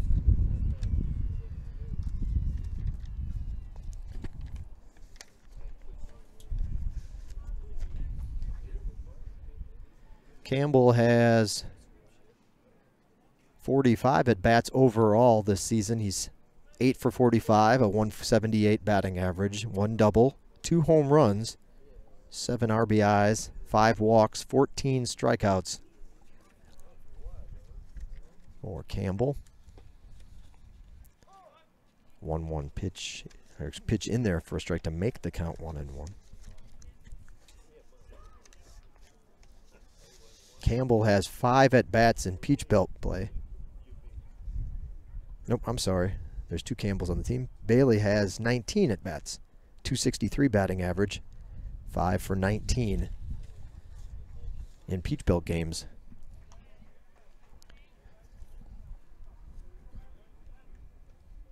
Well, congratulations go out to first-year coach Nikki Levering and her staff and the Lady Hurricanes. They get the win in Game 2 at Augusta. 5th Peachbelt Conference win of the season. They're 5-5, 4-2 the final in game number 2. Messer pitched all 14 innings for the Lady Hurricanes in the doubleheader. 16 and 21 overall. 5-5 again in Peachbelt Conference action. 2-2 pitch coming up. High fly ball to right field going back. Now waiting for it to come down is Martin. Deep enough to get the run in, so a sacrifice fly. Second out of the inning.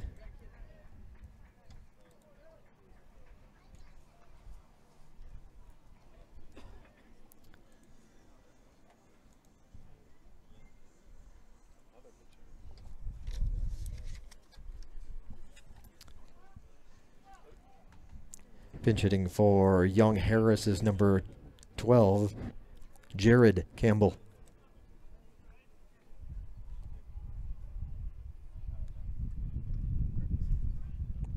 So there's Campbell number 2. We've had back-to-back plate appearances by the Mountain Lions, a set of Campbells. This one, Jared Campbell, a senior from Chatsworth, Georgia, North Murray High School.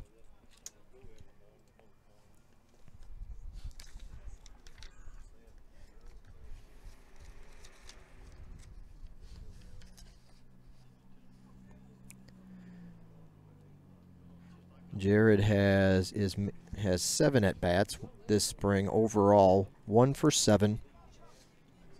1 for 7 with an RBI. 1 walk, 3 strikeouts.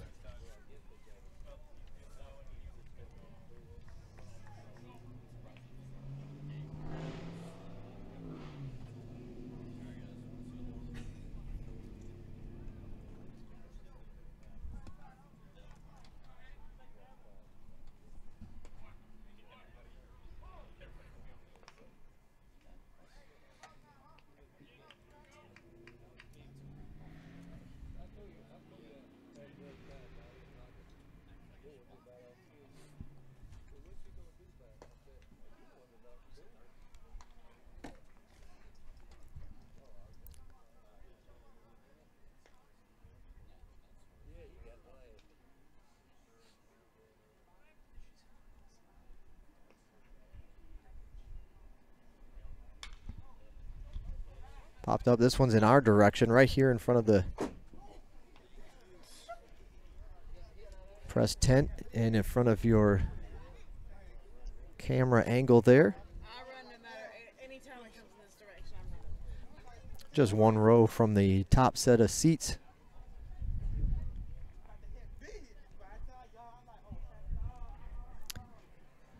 So the count has run full to Jared Campbell. High for a ball. Campbell with the walk.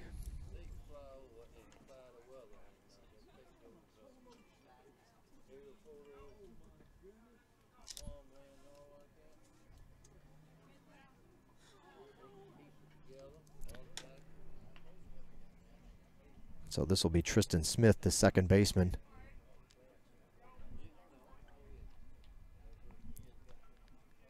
Smith 1 for 4, that pitch high. At the plate is the second baseman, Tristan Smith. He popped up in foul territory to the third baseman. His last time up, 1 for 4 in the game.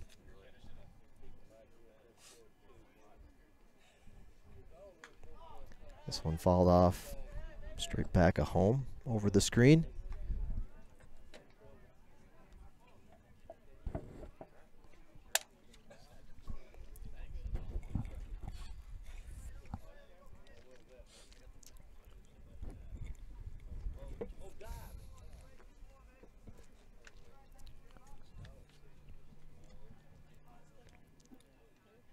1-1 offering.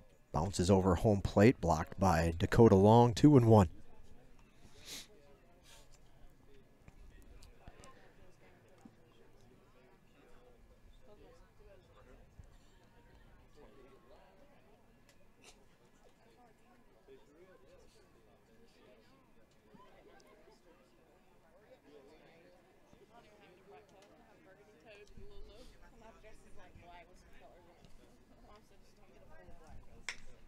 Ooh. Pulled foul behind the third base coach. And down into the corner. It will roll.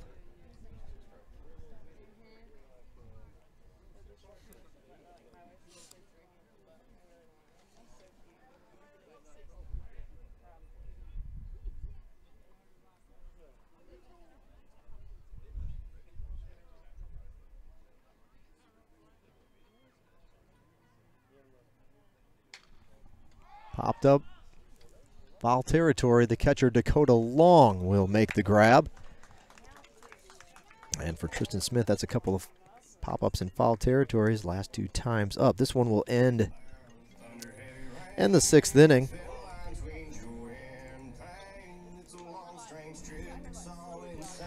Well, Young Harris scores 2 more.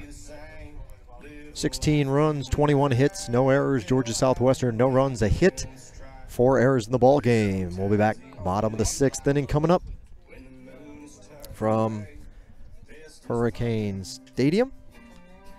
You're watching GSW Baseball, Peach Belt Conference action on the Surge Sports Network.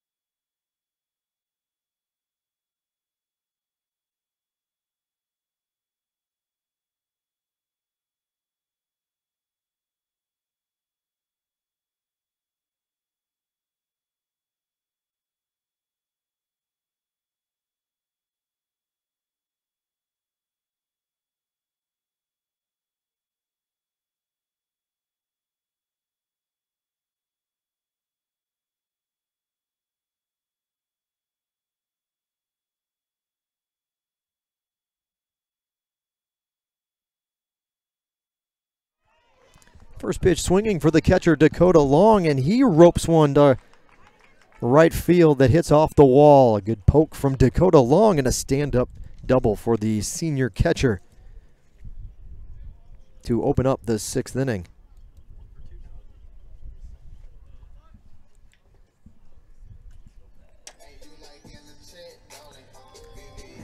At the plate, third baseman Bradley Huff.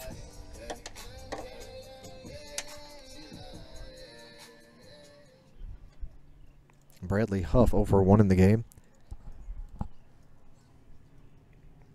He's the Hurricanes' number 9 batter in the order. On the lineup card turned in here by Coach McLean.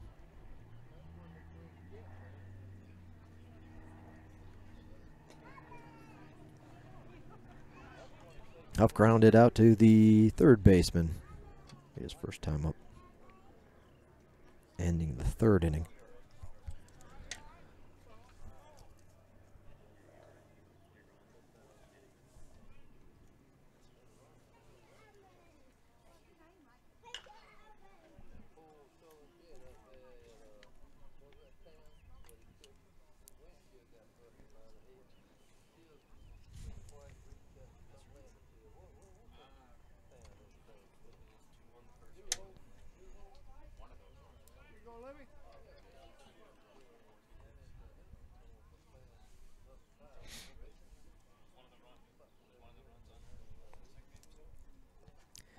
So again, Jared Campbell stays in to play catcher.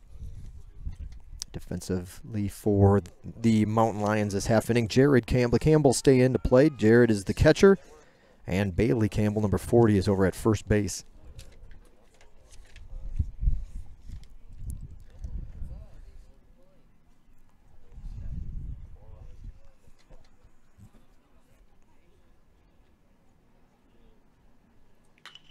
Ground ball to the first baseman, Campbell. Bailey Campbell, he'll step on the bag for the out. One away in the 6th inning for Georgia Southwestern. They go back to the top of the order. At the plate, second baseman Jason Beta. Well, Beta's 0 for 2. He has struck out both times up today. Once swinging, the second time looking.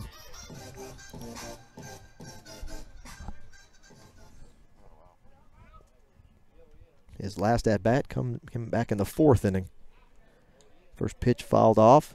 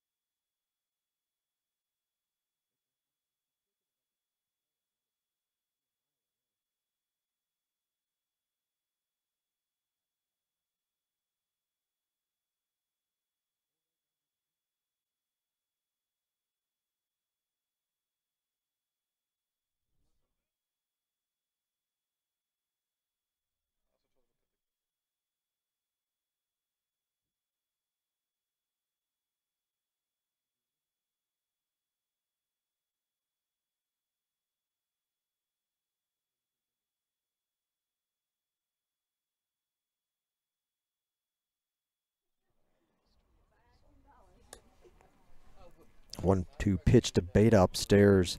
2-2 evens the count.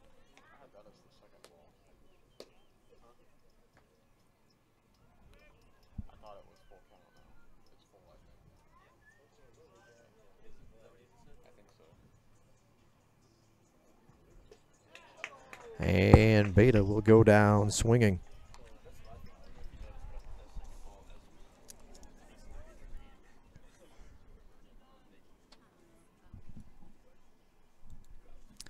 Two away in the inning for the number 2 hitter in the lineup. Center fielder Josh Logan. Logan, what? Pinch hitter? Okay. Number 29, pinch hitting.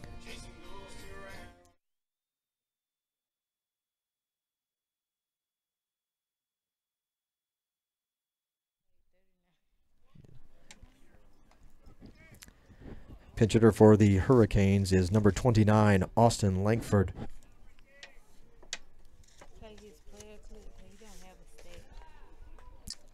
Or correction, 39, Austin Langford. Yeah,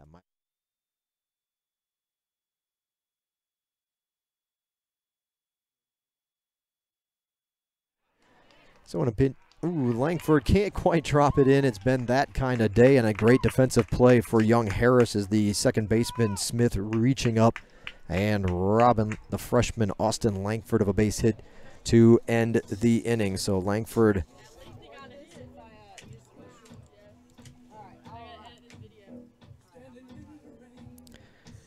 nothing happening for Georgia Southwestern in the 6th. They can't do anything with Dakota Long's leadoff double. Still scoreless in the home side of the line score, 16-0. It's been all Mountain Lions in game 1 of the series. We'll be back in a moment. And a big congratulations goes out to sophomore junior infielder Haley Tierce. Tierce was named the Peach Belt Conference Player of the Week back on Monday. Had a great week of action. I want to say they played 8 games. I think she had 5 home runs in the 8 games. Got some national recognition on the NFCA, which is the National Collegiate Softball Association. or National Federation for Softball organization, giving her recognition as a top performer last week in the Division II level. So congratulations to Haley Tears, the reigning Peach-Belt Conference Player of the Week.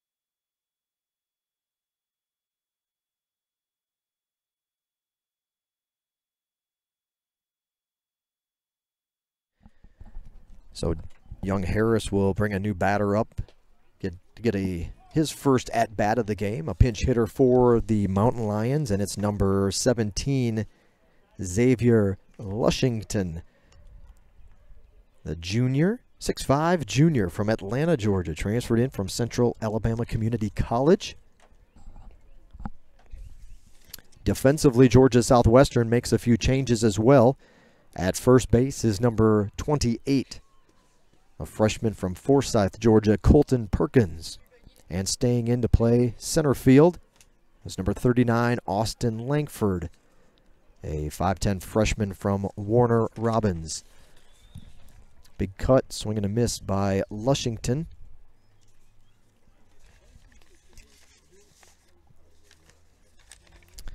So for Lushington, let's see what he has done this season.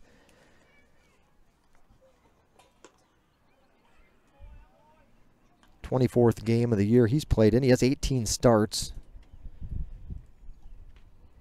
12 for 59 at the plate. 3 of the 12 hits, extra bases, 2 doubles and a home run, 9 RBIs, 3 walks, 21 strikeouts, and a .203 batting average overall for Lushington out of Atlanta, Georgia. The 6'5" junior, as I mentioned, transferring from Central Alabama Community College. So I think that gets everybody up to speed. A 2-2 count. Stays upstairs for a ball, 3-2.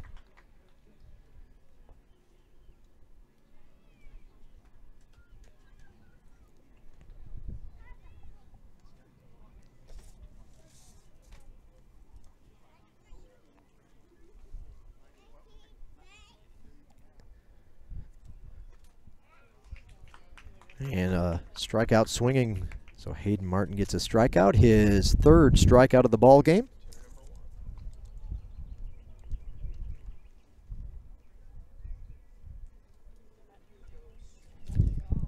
Another pinch hitter.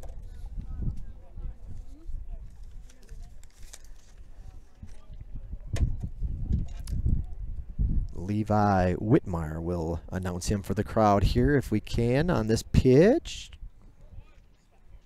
Strike 1. Pinch hitting for young Harris is number 1, Levi Whitmire.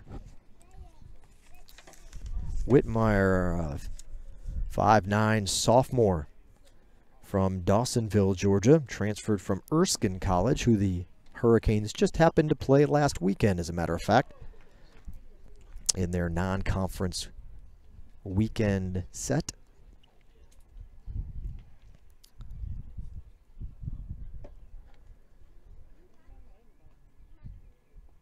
.02.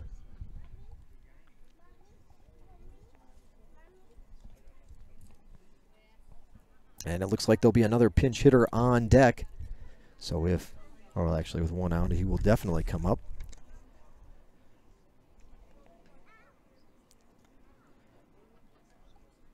Adric Yaselga on deck for the Mountain Lions. 0-2 pitch coming up.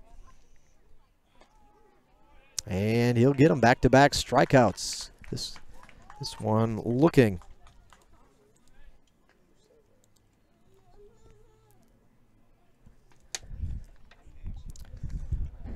Pinch hitting for Young Harris, number 7, Adric Yaselga. Yaselga, he is a 5'7" senior from Chico, California.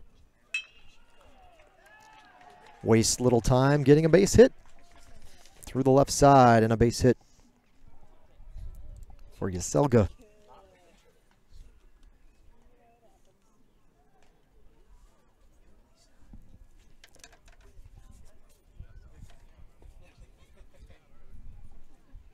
And back to the top of the order. No pinch hitters this time. We're back to the top of the order.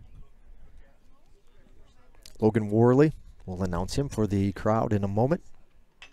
High bouncing ball. Could be trouble. Who's going to get it? It's going to go off the glove of Huff.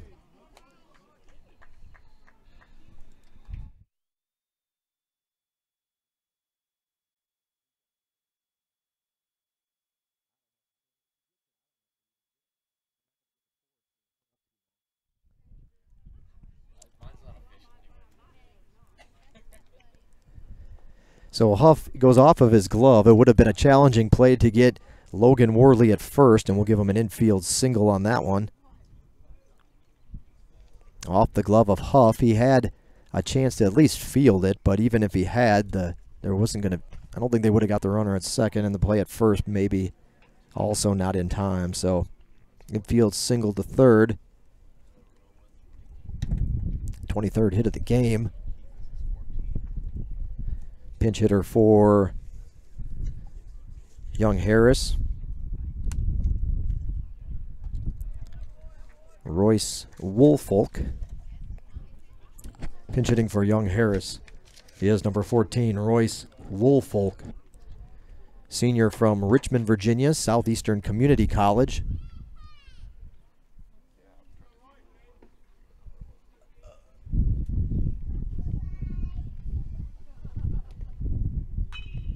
Bouncing ball through the hole on the right side. This is going to see if there's a play. It'll be cut off. Score is going to one run in. There we go. We get it out. And moving over to third will be Worley. So men on the corners with 2 away. That bouncing ball finds its way through the hole on the right side. And it's a hit for Woolfolk.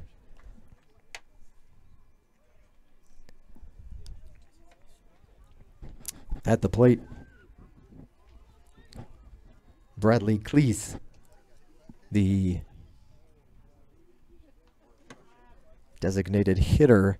Bradley Cleese making his second trip to the plate in the ball game in replacement of Jackson Jones. He struck out looking his last time up.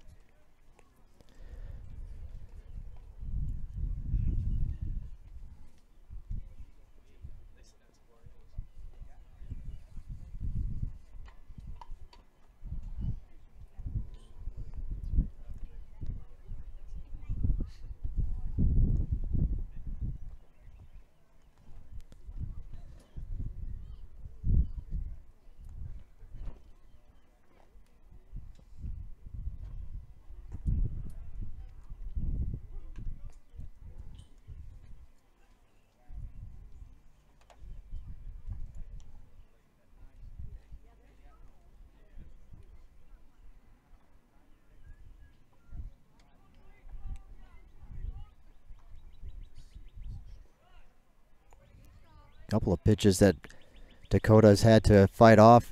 The catcher for the Hurricanes is the knockdown, lunging to his left to prevent that runner at third from scoring and making it an 18-0 game. So staying busy back there is Long.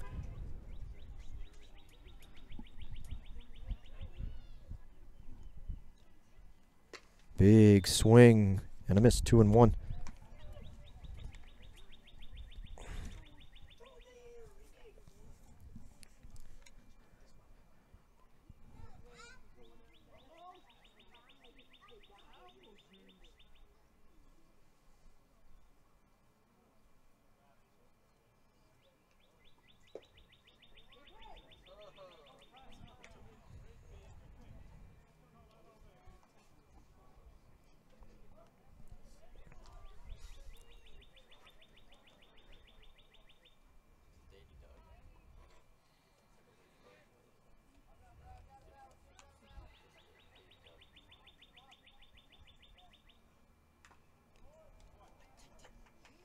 Got a piece of it to stay alive in the count.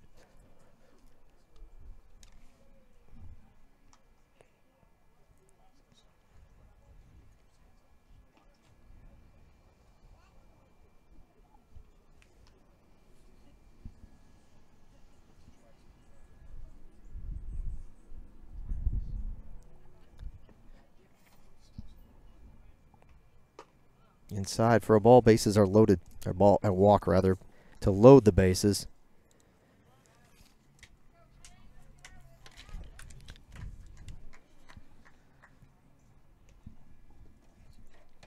First baseman Bailey Campbell.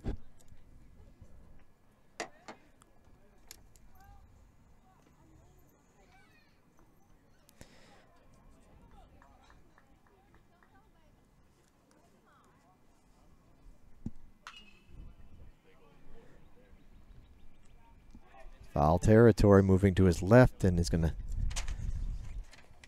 watch it go out of play. Unable to make a play on it is the third baseman Bradley Huff.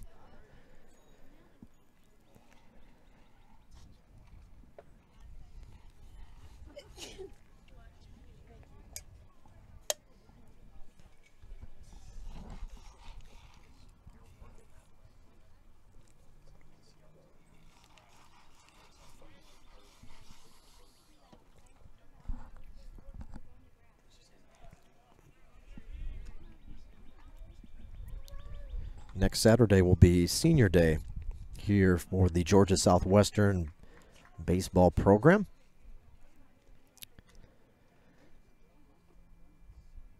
Our seniors to be recognized in a pre-game ceremony. We hope you can tune in.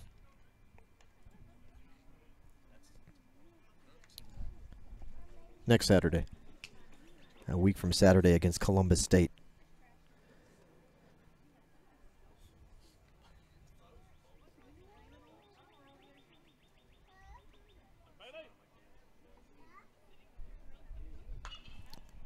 High pop-up on the grass. Second baseman Beta swirling, diving, can't come up with it. It'll be an error, the throw to second base. And they've got him, but the runnels count.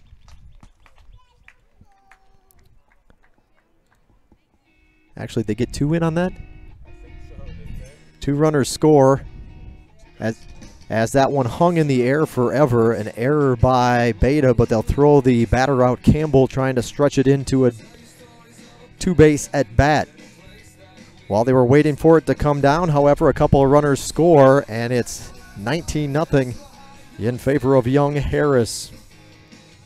We'll be back for the home half of the seventh when we return. Thanks for tuning in. Georgia Southwestern State University Baseball on the Surge Sports Network.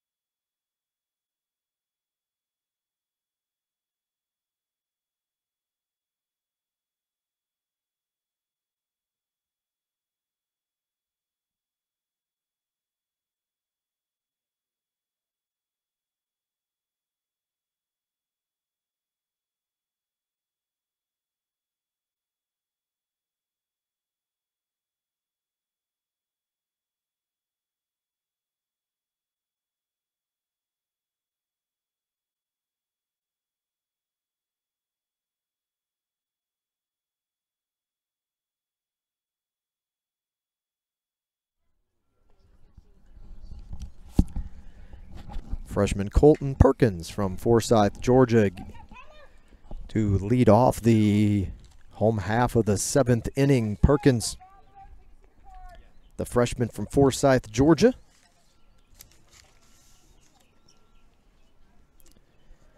has 4 at-bats this season now. That's number 5 as he'll go down on strikes. Perkins still in search of his first hit of his collegiate career.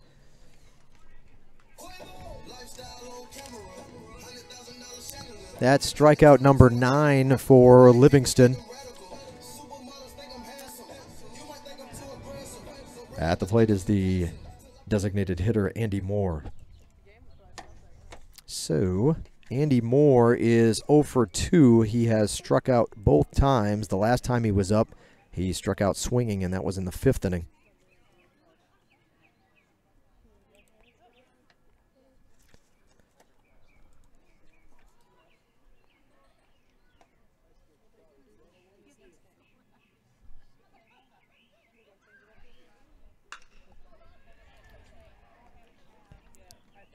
Shallow center field. It'll drop in there for a base hit. So Andy Moore with a single to shallow center field. Third hit of the game for Georgia Southwestern. Now batting the right fielder, Jonathan Martin. Martin's 0 for 2. He's flew out to right and then grounded out to the second baseman.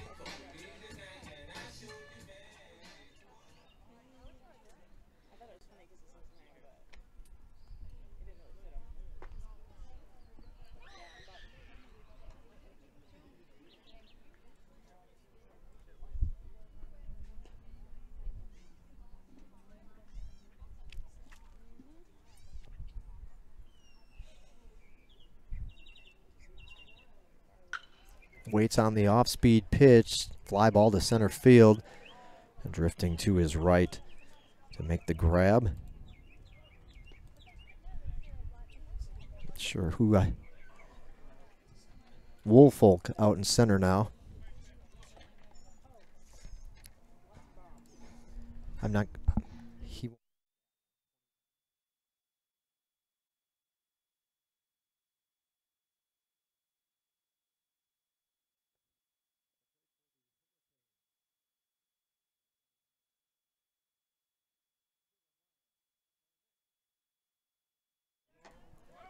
So freshman Jeremiah Barnett from Glenville, Georgia, in Tattnall County High School gets his first at-bat of the ball game. Barnett has 1 registered at-bat this season.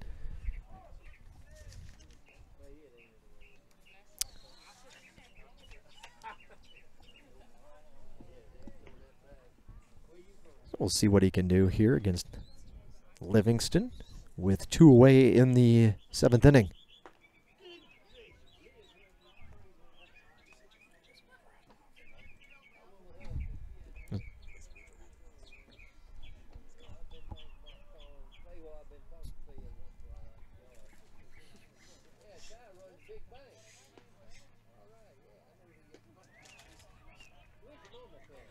Off-speed pitch in there for a strike.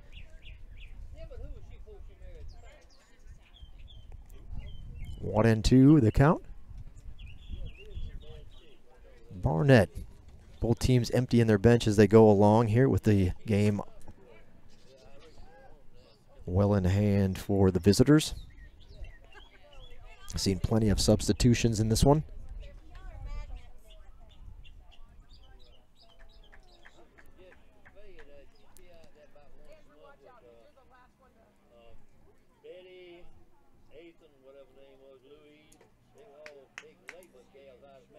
And that one across the plate, knee-high fastball will sit down Barnett. So freshman comes up empty in this. Look at Livingston, the 6'3"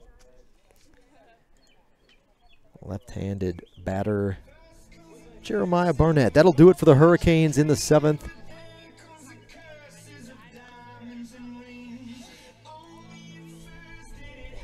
We will head to the 8th inning with Young Harris coming up.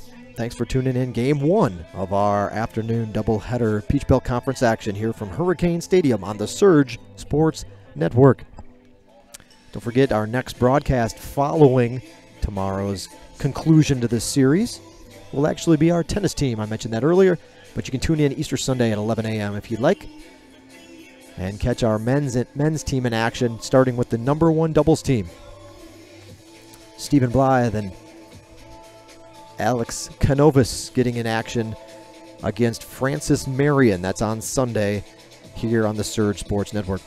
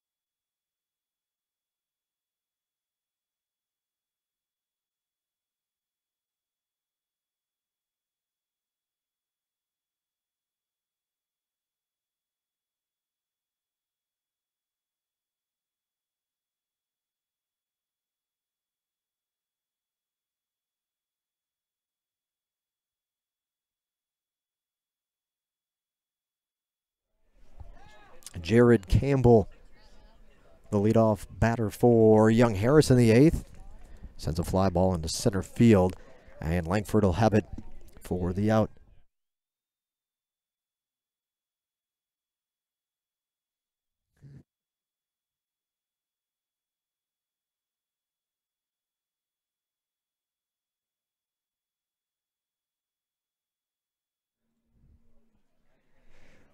One away in the inning.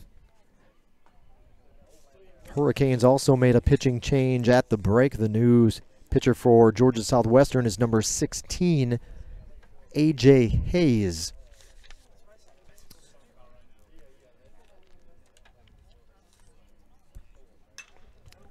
Fly ball, and Langford staying busy out in center field this inning. Another fly ball, second out of the frame. And fans, between innings, a pitching change for GSW. Now on the mound is number 16, A.J. Hayes.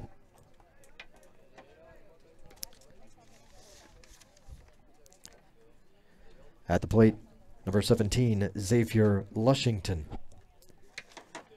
So for A.J. Hayes, he's making his 7th appearance out of the bullpen this year for Georgia Southwestern. 9 2/3 innings pitched, 19 hits, 12 earned runs, 6 walks, 7 strikeouts. Opponents are batting .413 against AJ. He has an 0-3 record and an 11.17 ERA. Out in front 0-2 against Lushington. Stays upstairs. Just misses the mark, 1-2. Couple of folks with their trucks and SUVs backed up along the left field wall, or just beyond the left field wall and left center field wall, enjoying the game. This one fouled back, out of play.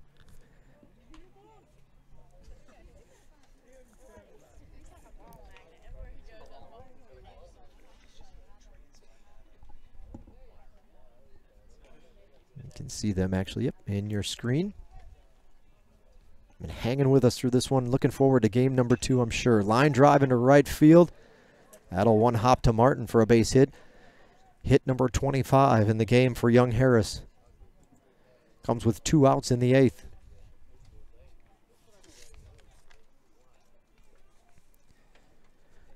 The batter, number 1, Levi Whitmire.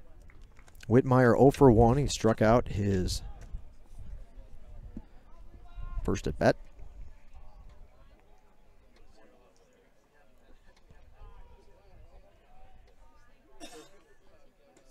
Was it?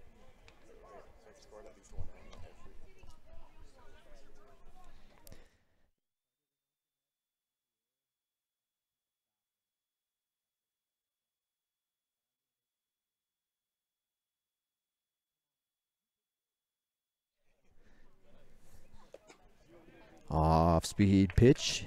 In there for a strike, 0-2.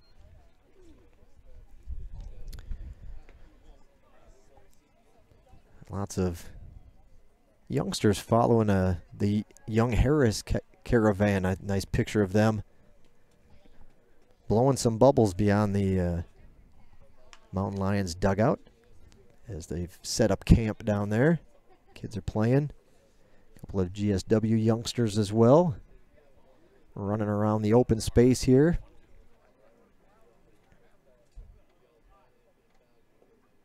Bring a little life and energy to the ballpark. Good to see. You can catch one of those photographs of the youngsters blowing bubbles on our Twitter feed, but of course, there's always much, much more available. You've seen it pop up, the icon. If not, run it by GSW Athletics. That's how you can find us on Twitter, GSW Athletics. Foul ball behind the screen and going to be into the seating bowl right behind home plate. GSW Athletics, it's the same account name as you found here on our YouTube station. YouTube and Twitter, GSW Athletics. For those that are into Facebook and Instagram, it's slightly different. Still all compressed into one word, but it's GSW Hurricanes. GSW Hurricanes on Facebook and Instagram. A swinging strike 3 for A.J. Hayes, and he's done the one thing that no other pitcher for the Hurricanes has been able to do today, and that's keep young Harris off the board in an inning. It took until the 8th. For the first time today, young Harris does not score in an inning. They've got plenty to sit back on, however. 19-0 the lead. We'll be back in a moment here on the Surge Sports Network.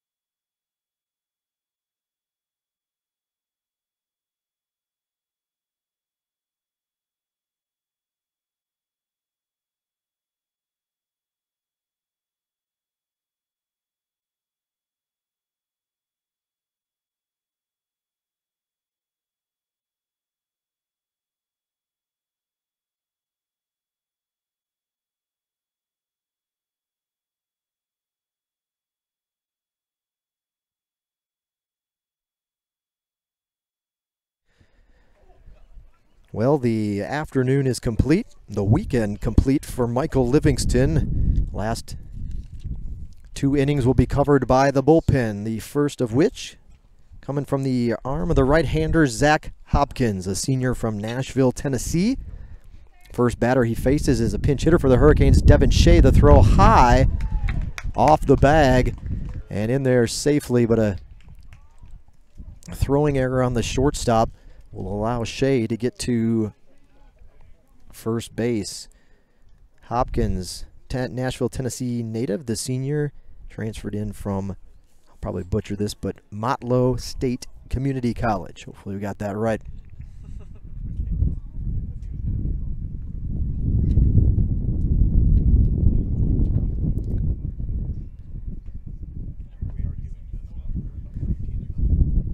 Well, they'll have a... We're waiting on the head coach to finish having a word with the umpire. He's not going to stop his work till the final out is made, but with the Hurricanes trailing 19-0, they will actually resume play now, as the runner Devin Shea will stay at first base on the throwing error by the shortstop. Swing and a miss. The batter for the Hurricanes is the catcher, Dakota Long. Long 1 for 2. He doubled to right center field. Right center field to open up the 6th inning for GSW.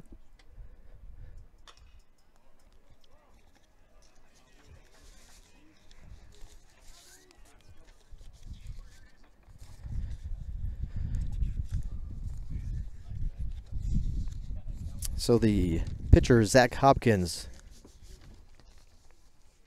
he is making his 4th appearance out of the bullpen for the Mountain Lions. He's pitched 4 1/3 innings, 3 hits, 3 earned runs, a walk and a strikeout, or excuse me, a walk and 4 strikeouts. Now that he has 5 strikeouts this spring. Opponents in that limited action are still only batting 188 against Hopkins. He's got no decisions yet on this season and a 6.23 ERA. Bradley Huff will step in with 1 out. Popped up behind the screen out of play. At the plate is the third baseman, Bradley Huff. Huff 0 for 2.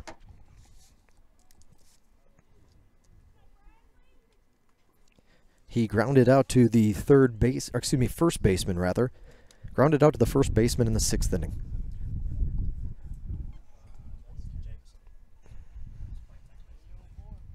Ground ball, hard hit ball off the chest of the shortstop. He'll flip over to second. They'll get 1, but the throw to second will not be in time. But they get the lead runner, 2nd out of the inning. And Huff reaches on a fielder's choice. Pinch hitter for the Hurricanes now, number 22.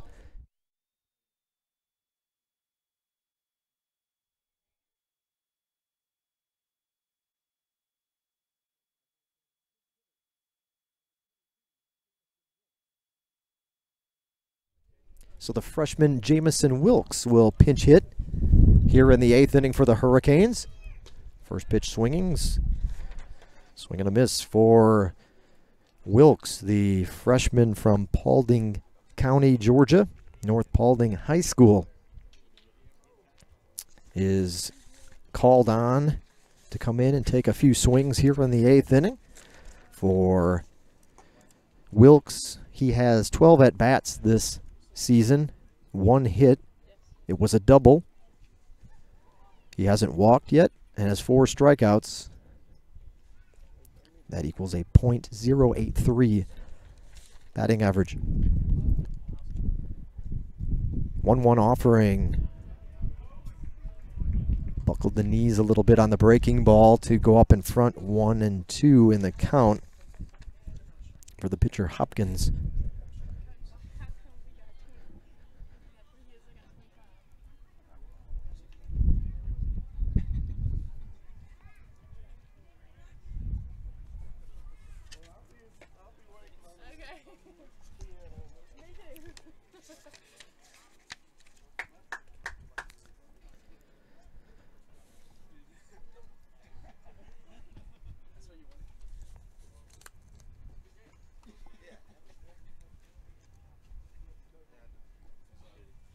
Bounces in the dirt.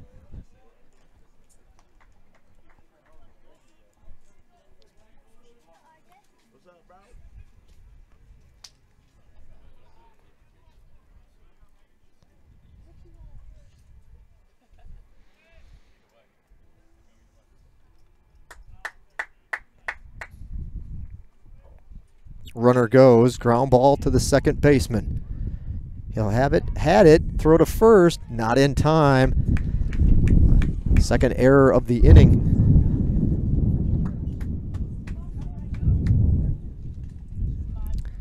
Second error of the inning for young Harris, and that'll allow runners to be at the corners.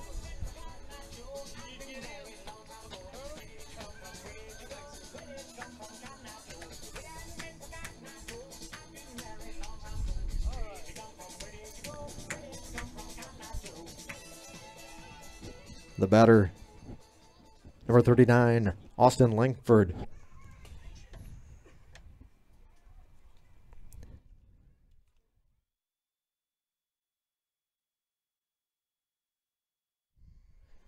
First pitch to Langford is high.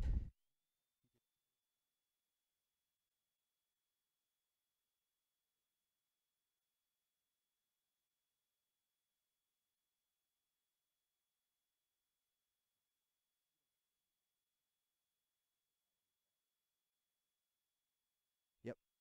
Fast. And Langford hits it hard, but a line drive right to the shortstop. He sticks the glove up and makes the grab to end the inning. So Georgia Southwestern leaves a couple runners on, both of which reached base by young Harris. Errors in the eighth, but no damage, no dent to the shutout yet. The ninth inning of game one coming up from Hurricane Stadium. When we return, you're watching GSW Baseball, Peachbelt Conference action on the Surge Sports Network.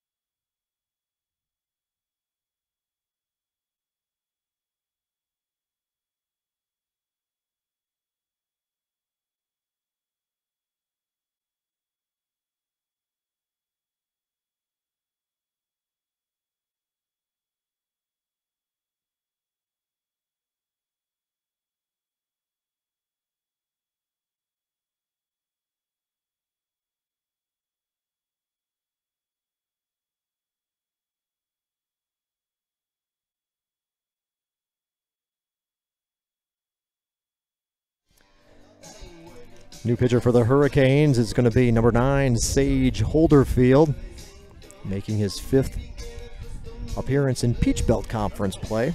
Holderfield, this is 8th appearance overall, 10 innings, 22 hits, 17 earned runs. Opponents are batting .415 against Holderfield, a 1-2 record and a 15.3 ERA. Last couple of outings have gone well, though, for Holderfield, as he's brought down that earned run average quite a bit. And he'll look to do so here with a strong 9th inning.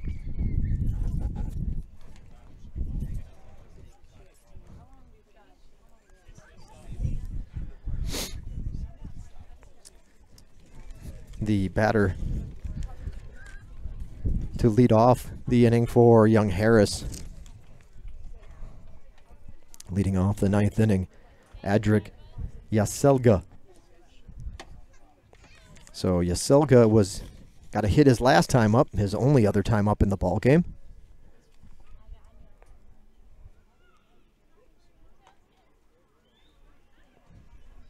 And Holderfield comes in and gets a strikeout.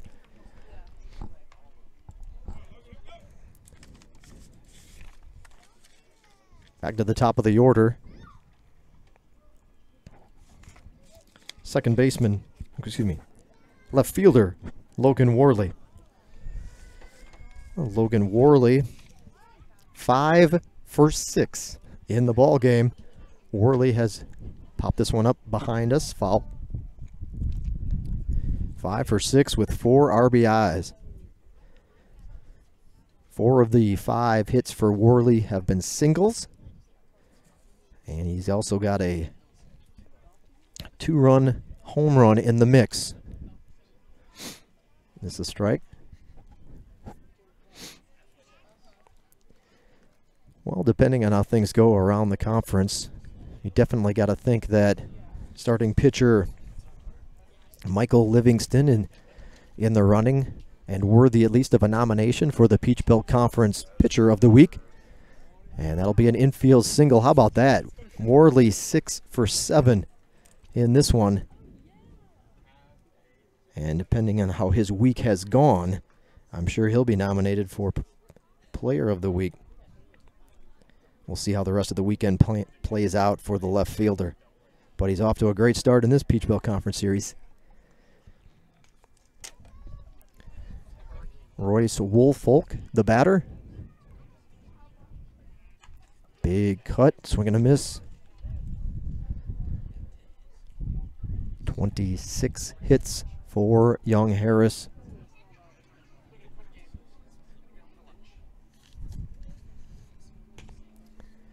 That one a big cut, swing and a miss as well. Well, it'll be interesting to see Worley, a freshman,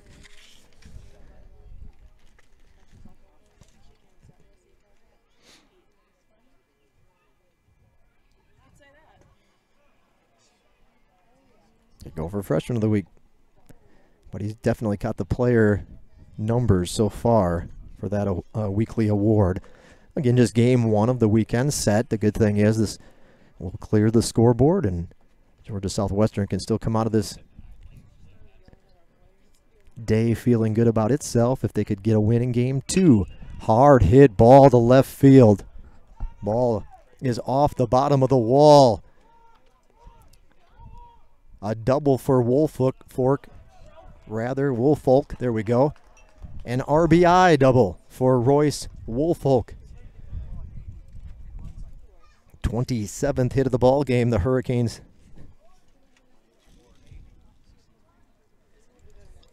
.29 is the most they've given up. We don't want to see that number reached, but they're close. 20 to nothing.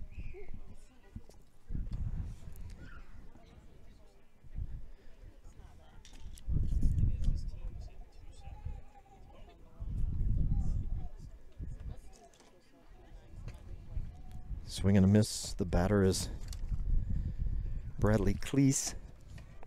At the plate, number 13, Bradley Cleese. Struck out. 0 for 1 with strikeout.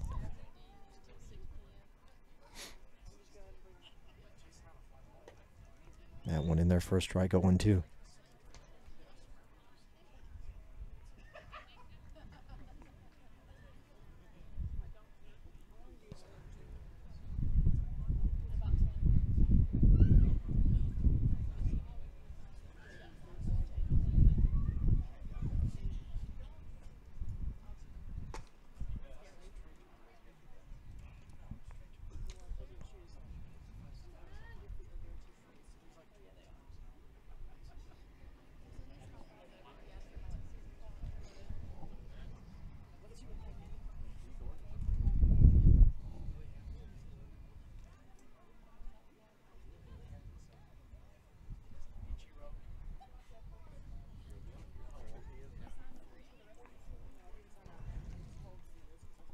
1 ball, 2 strikes.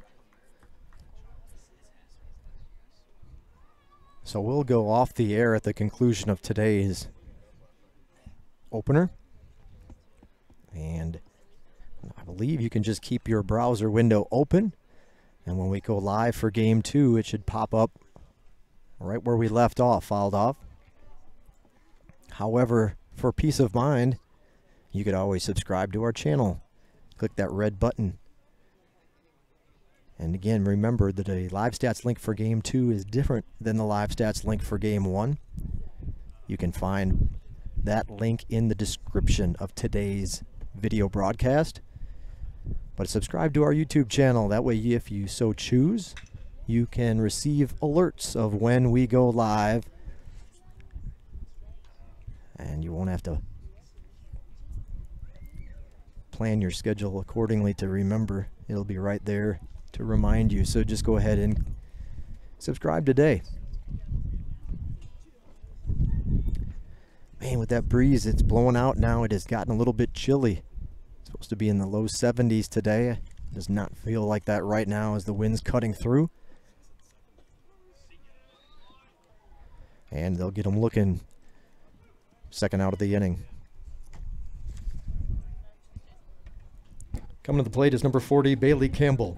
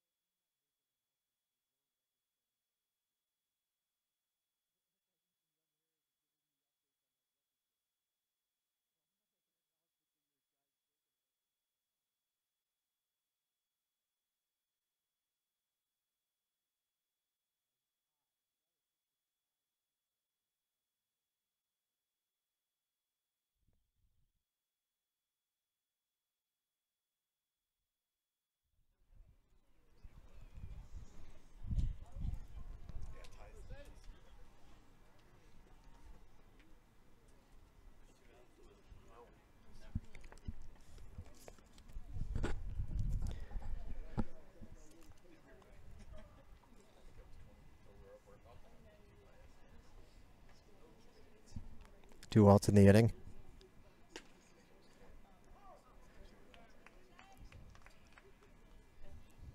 Inside pitch for a strike.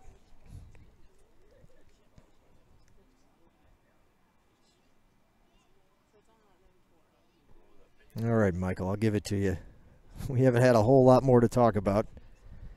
So for those watching, the Young Harris faithful, your SID, your Sports Information Director, just passing along some information that I can share with you. So for Logan Worley, I mentioned the day he's having. His 6 hits are the most in a game for Young Harris College during their NCAA Division II era. And his 6 hits ties him for the Peach Belt record in a Peach Belt game. He becomes the 6th player in Peach Belt Conference history to achieve that feat. So quite a day for Logan Worley. 3 balls and a strike.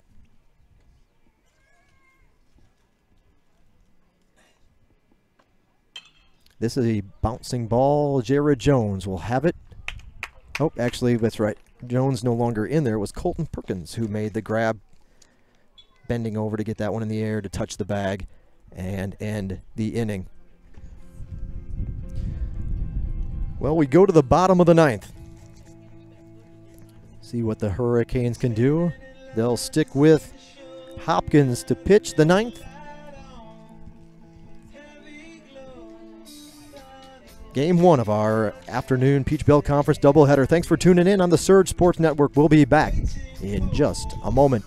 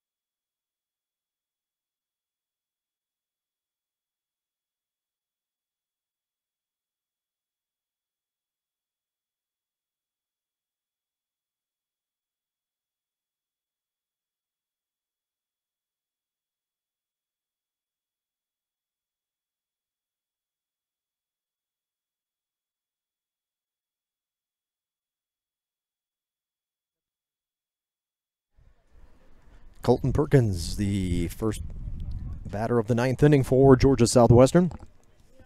0 for 1. He struck out his first time up. Hopkins starting his 2nd inning of relief.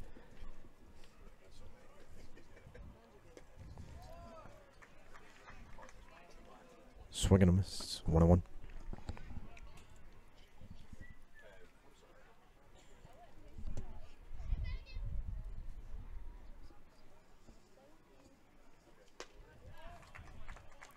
Strike 2 to Perkins.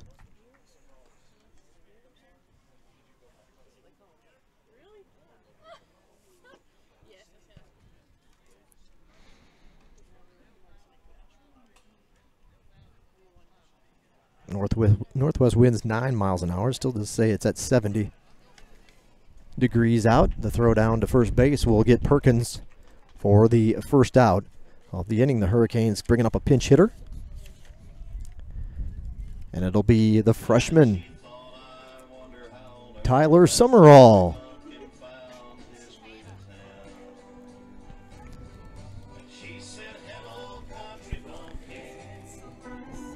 Pinch hitting for the Hurricanes.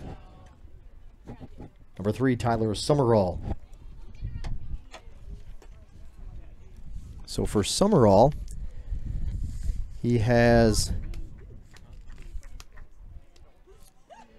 appeared in 2 games, but this will be his first registered, or potentially his first registered at bat of the season. The freshman Summerall.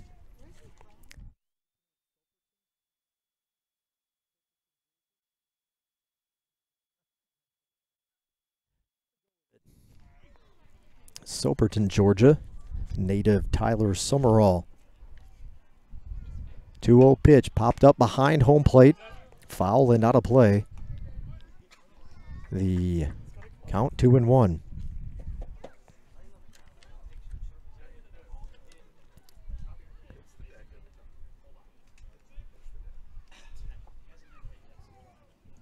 Two 2-1 pitch bounces over home plate for a ball. 3-1.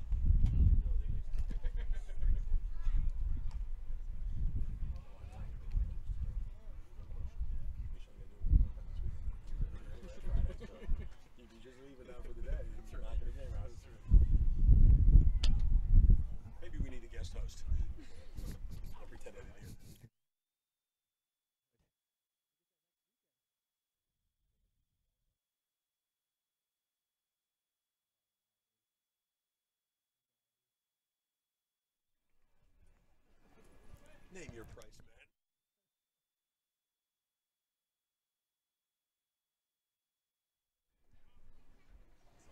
man. 3-1 offering coming up. That's a hard hit ball to left center field. That ball high. That ball is deep. That ball is gone. How about that? First at bat, and it's a home run of your collegiate career. Go track that ball down. We got to give a souvenir to Tyler Summerall. How about that? Well, what do you think Summerall might get another at bat this series? Well, the Hurricanes have something good go their way in game 1. It took the 9th inning to get it there, but the shutout is no more. First collegiate at bat, and you hit a home run. A blast to left center field. One away. The plate. Right fielder Jonathan Martin.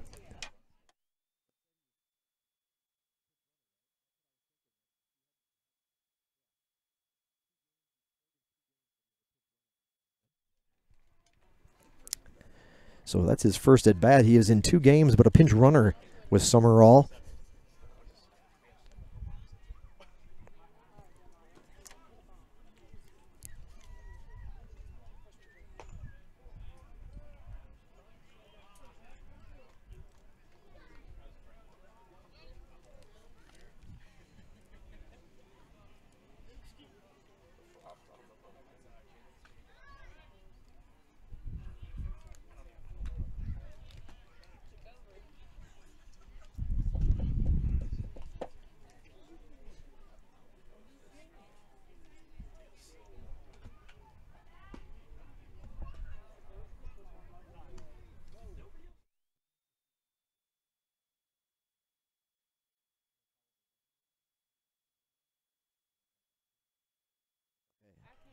It's okay. It's okay. Martin goes down on strikes.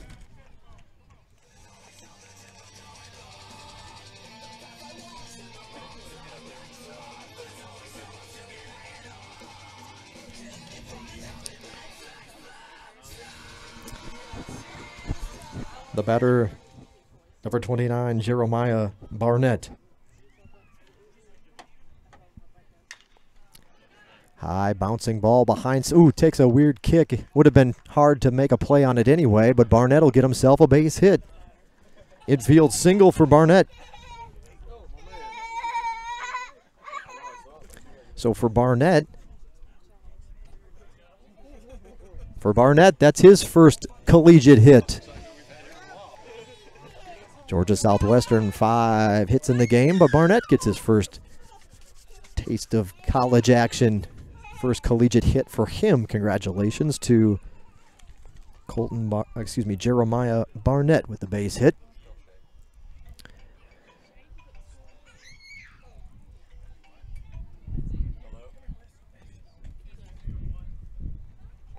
Devin Shea now up. At the plate for the Hurricanes, shortstop Devin Shea. Shea 0 for 1.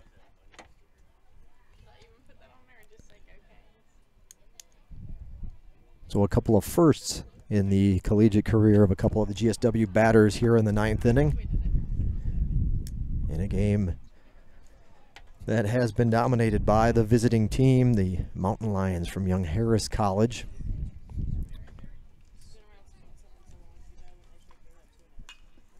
Fouled back out of play. However, back to reality, and on a more realistic note, the Hurricanes finally matching their error total in the ball game with the hits in the ball game. Now 1 run, 5 hits, 5 errors in the opener for Georgia Southwestern. 2-2 pitch, off speed, another high bouncing ball. This will be trouble. Third baseman on the grass has the throw, not in time. Foul ball. Caught it in foul territory. They'll bring it back. So I feel like they had a chance at a third hit this inning, but no to do. They'll bring it back and set it up again.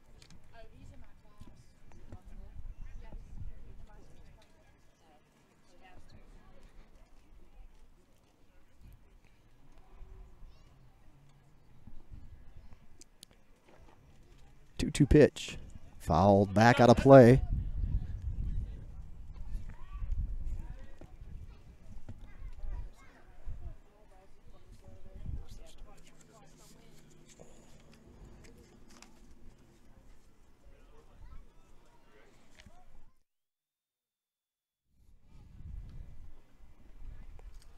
Two pitch, swings at this one. They'll throw down to first base.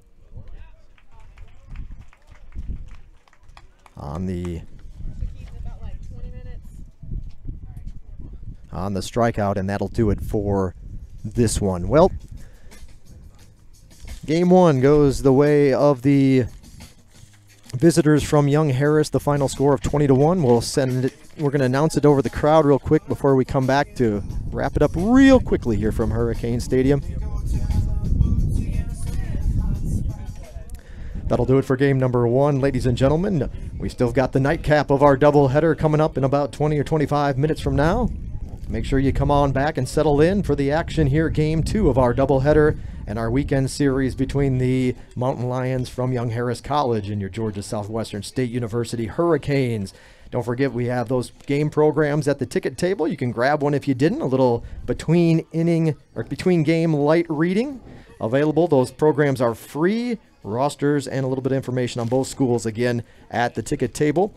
And then also, while you're up there, you can check out our limited concession stand menu. Get yourself a refreshment or a snack as you settle in for the rest of the action here from Hurricane Stadium.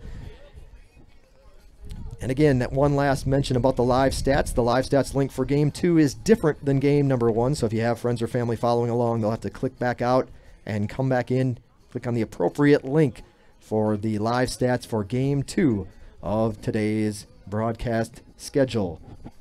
You can turn. So that'll wrap it up. Georgia Southwestern, again, falling in the opener. All Mountain Lions in this one. 20-1 the final. Young Harris scored in every inning but the 8th. They roll down like this in the first. We'll just go straight down the line. 1 runs per inning for Young Harris. 1, 3, 1, 2, 7, 2, 3, 0, and 1. That's how they got to 20. 27 hits, 2 errors. Georgia Southwestern scored the 1 run in the 9th.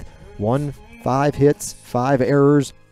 Overall, Georgia Southwestern's record now 5-23, 1-15 in Peach Belt Conference play. Young Harris, 18-13.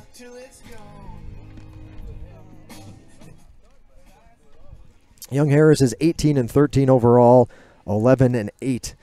They improve in Peach Belt Conference action. The win goes to Livingston, and Michael Livingston improves his record. A dominant performance on the hill today for Young Harris. He'll go up to 4-1 overall, taking the loss for Georgia Southwestern. Starter Kyle Britt falls to 2-2. Well, we'll be off the air for about 20 or 25 minutes. Come on back and follow us for the nightcap. Again, you can get alerts of when we go live by becoming a subscriber to our YouTube channel. Just click that little red button and choose to get those alerts for when we go back on the air. That'll do it. Game 1 of our weekend set. It was all Young Harris. 20-1 the final. We'll be back shortly. Thanks for tuning in this afternoon. You've been watching Georgia Southwestern State University Baseball Peach Belt Conference action on the Surge Sports Network.